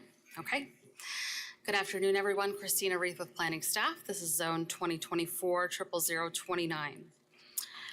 The applicant has two requests. The first is a zone change from general office to neighborhood retail district. And a second is an amendment to the existing protective overlay number 270. This property is a little bit under an acre in size and is generally located on the south side of East 31st Street North and within 1/2 mile east of North Woodlawn. The subject site is currently undeveloped. The applicant is filing the zone change request along with the protective overlay amendment in order to build a neighborhood retail center that will include a market, cafe, personal care service, and offices. Retail and restaurants are not permitted within the current zoning. Personal care and personal improvement services are permitted in the current zoning by conditional use approval. However, we do have that protective overlay on the site. So this amendment, it expands the types of permitted uses on site and provides clarity on some of the details that were not previously addressed in the protective overlay, such as screening, lighting, and noise levels. So the amended protective overlay, it introduces several new uses to the subject site, but it still restricts most of the permitted uses within neighborhood retail zoning. Just so you guys know, if we look at the zoning map, it goes from most restrictive at the top to least restrictive at the bottom. So this is essentially, they're requesting one step up. So the landscaping, it shall be per the Wichita Landscape Code, parking and screening in accordance with what's already permitted in the Unified Zoning Code, and signage is going to be what's allowed in the current general office zoning. It remains subject to compatibility and height setback standards because it is, a commercial property adjacent to single-family residential zoning. So I have some details there on what those compatibility height and setback standards should be in the report. The character of the area is, as you can see, everything in white on the zoning map is single-family residential. And then to the south, everything in pink, that is general commercial. And then obviously we have the highway directly south of this property. I do have some case history that is listed in the report here. When it comes to the conformance to existing neighborhood plans and policies, the requested zoning is in conformance with the community investments plan. The Wichita Future Growth Concept Map identifies the area to be appropriate for residential and employment mixed uses. So that's areas of land that will likely be developed or redeveloped by 2035 with uses of a predominantly mixed nature. Due to the proximity of higher intensity business uses, residential housing types within this area will likely be higher density. And any employment uses will likely have limited negative impacts associated with noise, hazardous emissions, visual blight, and odor. The locational guidelines as part of the community investments plan, they have some guidelines for outside the established central area. One of them states that residential and non-residential development areas generally should be separate and distinct with appropriate screening and buffering to ensure compatibility among land uses while maintaining connectivity among said uses. So within this proposed zoning, it will require screening and landscape buffering. And we do have the street to remain separate and distinct from the residential zoning to the north. So based upon the information available at the time the staff report was prepared, staff recommends approval of the zone change request and the amendment to the protective overlay. This recommendation is based on the golden rules. I will skip ahead to the last one. I did mention in the report that we did not receive any public comment. That has since changed since the report was submitted. I did provide some public comment in a PDF or in an email to you guys earlier this week. They're mostly in opposition. A lot of folks just had, general questions about, traffic, noise, and just, further development in the area. So if we could go to the site photos, please.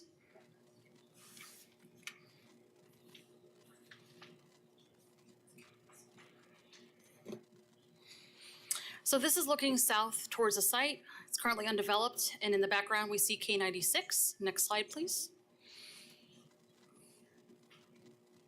This is looking east towards the site. And I will say, for this photo as well as the one that you'll see looking north towards the site, we were having some conversation with the agent for the applicant regarding the legal description. And so this is a little bit further west than I anticipated. Next slide, please. So looking north away from the site, it does look like it's facing a single family home that is on 34th Street, and I do apologize for that oversight. So as you can see within the square here at the bottom right of your screen, the proposed site will be mostly at the intersection of East 31st Street North and North Cameron Street. So next slide, please. This is looking west away from the site. The site is also owned by the applicant. And with that, I will stand for questions. Do we have any questions of staff from the commission at this point? Mr. Williams-Vey. Christina, so on the picture you had on the screen up there, the site is further to the south? I'm sorry, it's further east than I anticipated. Yes. Yes. And so when the original legal description was submitted, it was a little bit further west than what you see on this screen here. And so when I took the site photos, I assumed that a portion of it was facing the residential houses that are facing south. But after that conversation with the agent, the surveyor for the applicant, we modified the we got an updated legal description that reflects that it is farther east. Okay, so it's closer to the modular building that's out there now. It is closer to Cameron Street than we anticipated, yes. Any other questions of staff? If not, thank you. We'll call on the agent or applicant to come forward, give us your name and address, and you will have 10 minutes.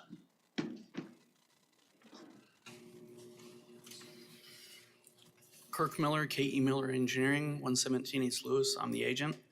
What is shown here is the correct location, right there. There's a overhead power line here, big easement. There's another easement through here, and this is splitting the two easements. It's pretty much centered on Cameron Street. So the access to this is what we're planning on doing is a single entry right across from Cameron Street. And then you'd probably have the buildings along there in the back. We decided to go with neighborhood retail, which is, it'll have some general commercial uses that we've specified possibilities of in here. And what the neighborhood retail does is it reduces the sizes that you're allowed for each business. Like a restaurant can only be 2,000 square feet. Retail can only be 8,000 square feet. This is less than an acre, so it's a pretty small site. So a lot of what's going to limit the development will be the parking. So it'll just standard parking requirements based on the uses. And the only thing that we've really added to it are the retail for like grocery store type, well, not a grocery store, but probably a little neighborhood market type thing and maybe a little cafe.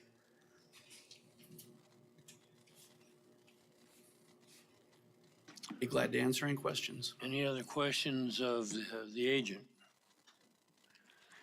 If not, thank you, sir. Do we have anybody from the public that would like to speak on this case? If so, please give us your name and address, and you will have 3 minutes. Thank you. My name is Kim Trinchette, 6921 East Woodbury Court. I'm about 2 blocks from this location. Really, our main concern is Cameron Street right here. These are 2 houses, first of all, that would be right there with the business. There are a ton of kids in this neighborhood, and there's already a huge traffic problem.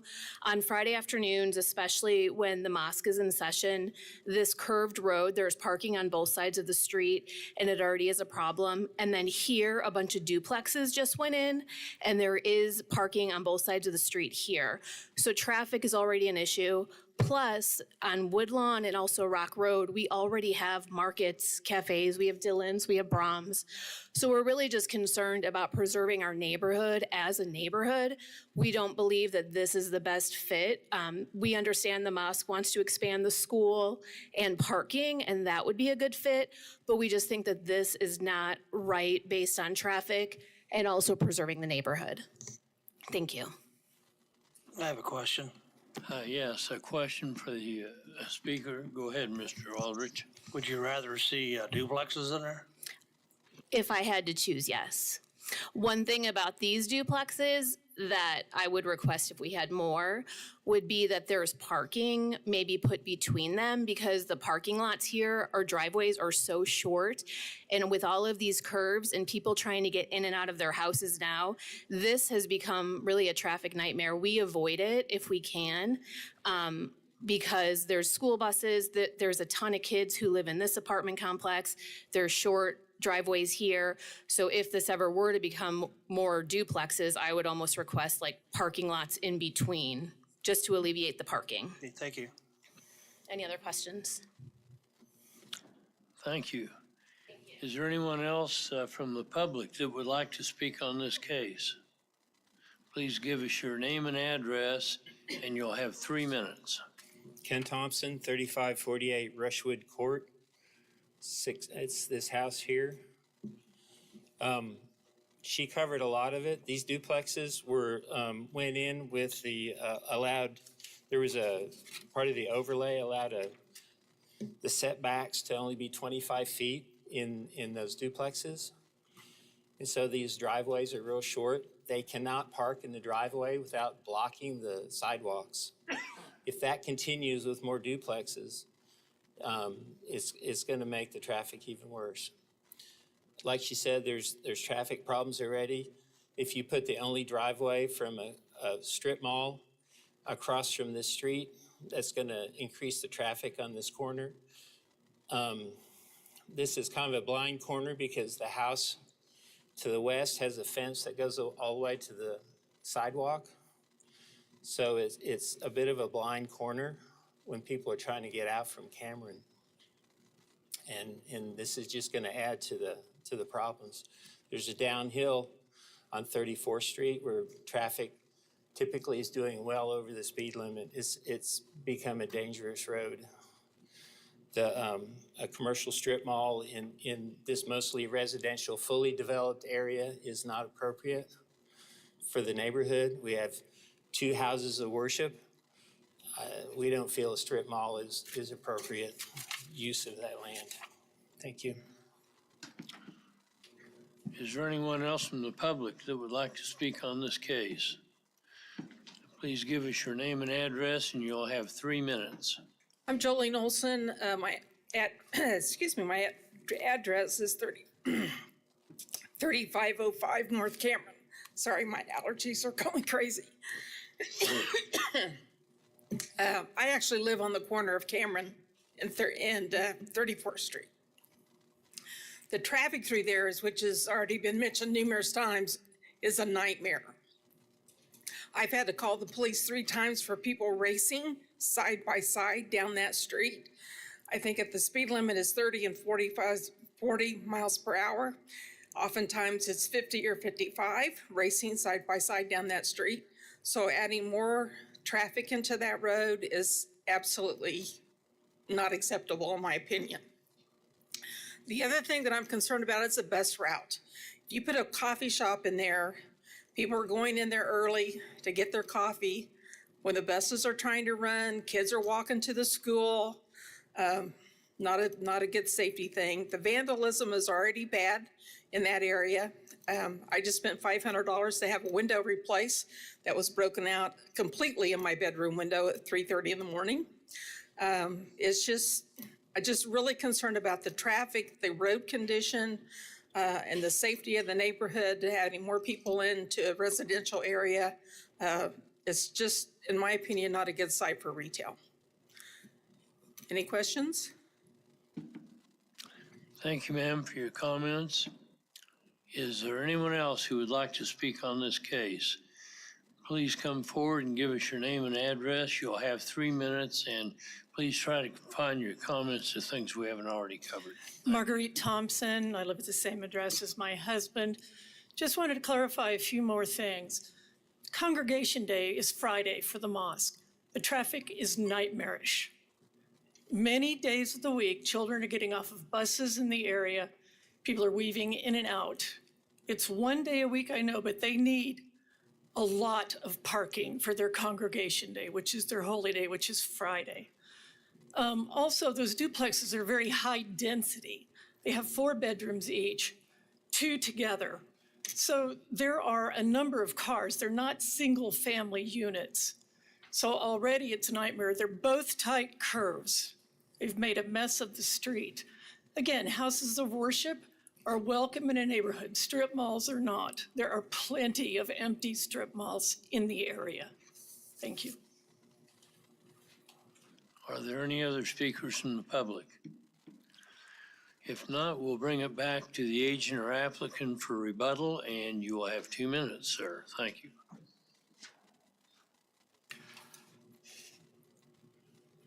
What it sounds like is the neighbors are concerned about the traffic.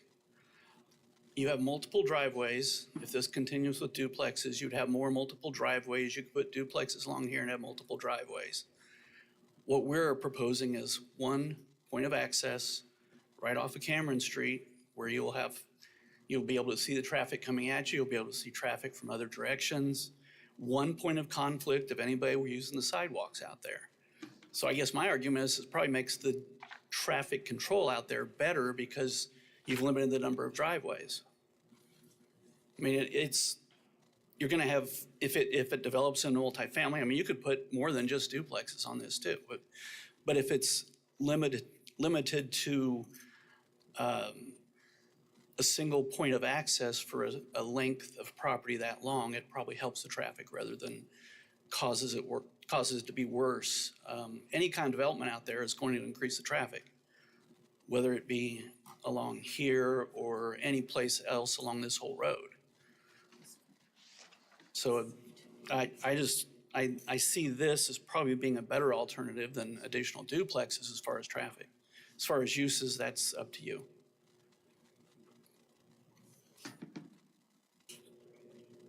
Be glad to answer any questions.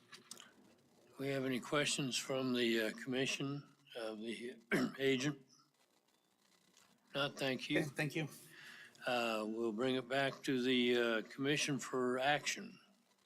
Motion to yes, approve for staff JR? recommendations, comments. Oh, excuse me. Yes, sir. Did you have a question? Oh, no, sir. I Oh, did I'm not. sorry. Go ahead, Bob. Okay, I'm sorry. I'd like to make a recommendation that we approve for staff recommendations and comments. I'll second. We have a motion by Mr. Aldrich and a second over here, Mr. Warren. All those in favor signify by saying aye. Aye. Opposed, the same sign. Aye. Let's have a voice call on the vote.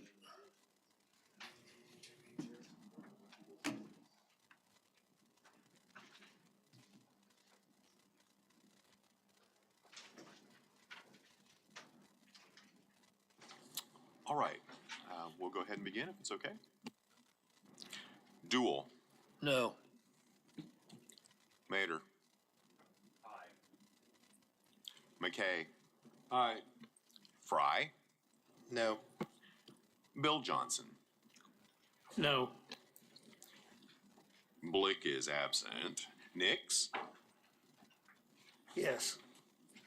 Klontz, Aye. Warren, Aye. Joe Johnson. Miles, No. Zimbelman, Aldridge, Yes. and Williams Bay.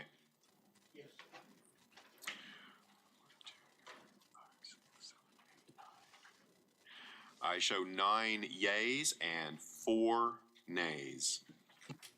Motion passes. Thank you for your time today. I believe we're dismissed with that.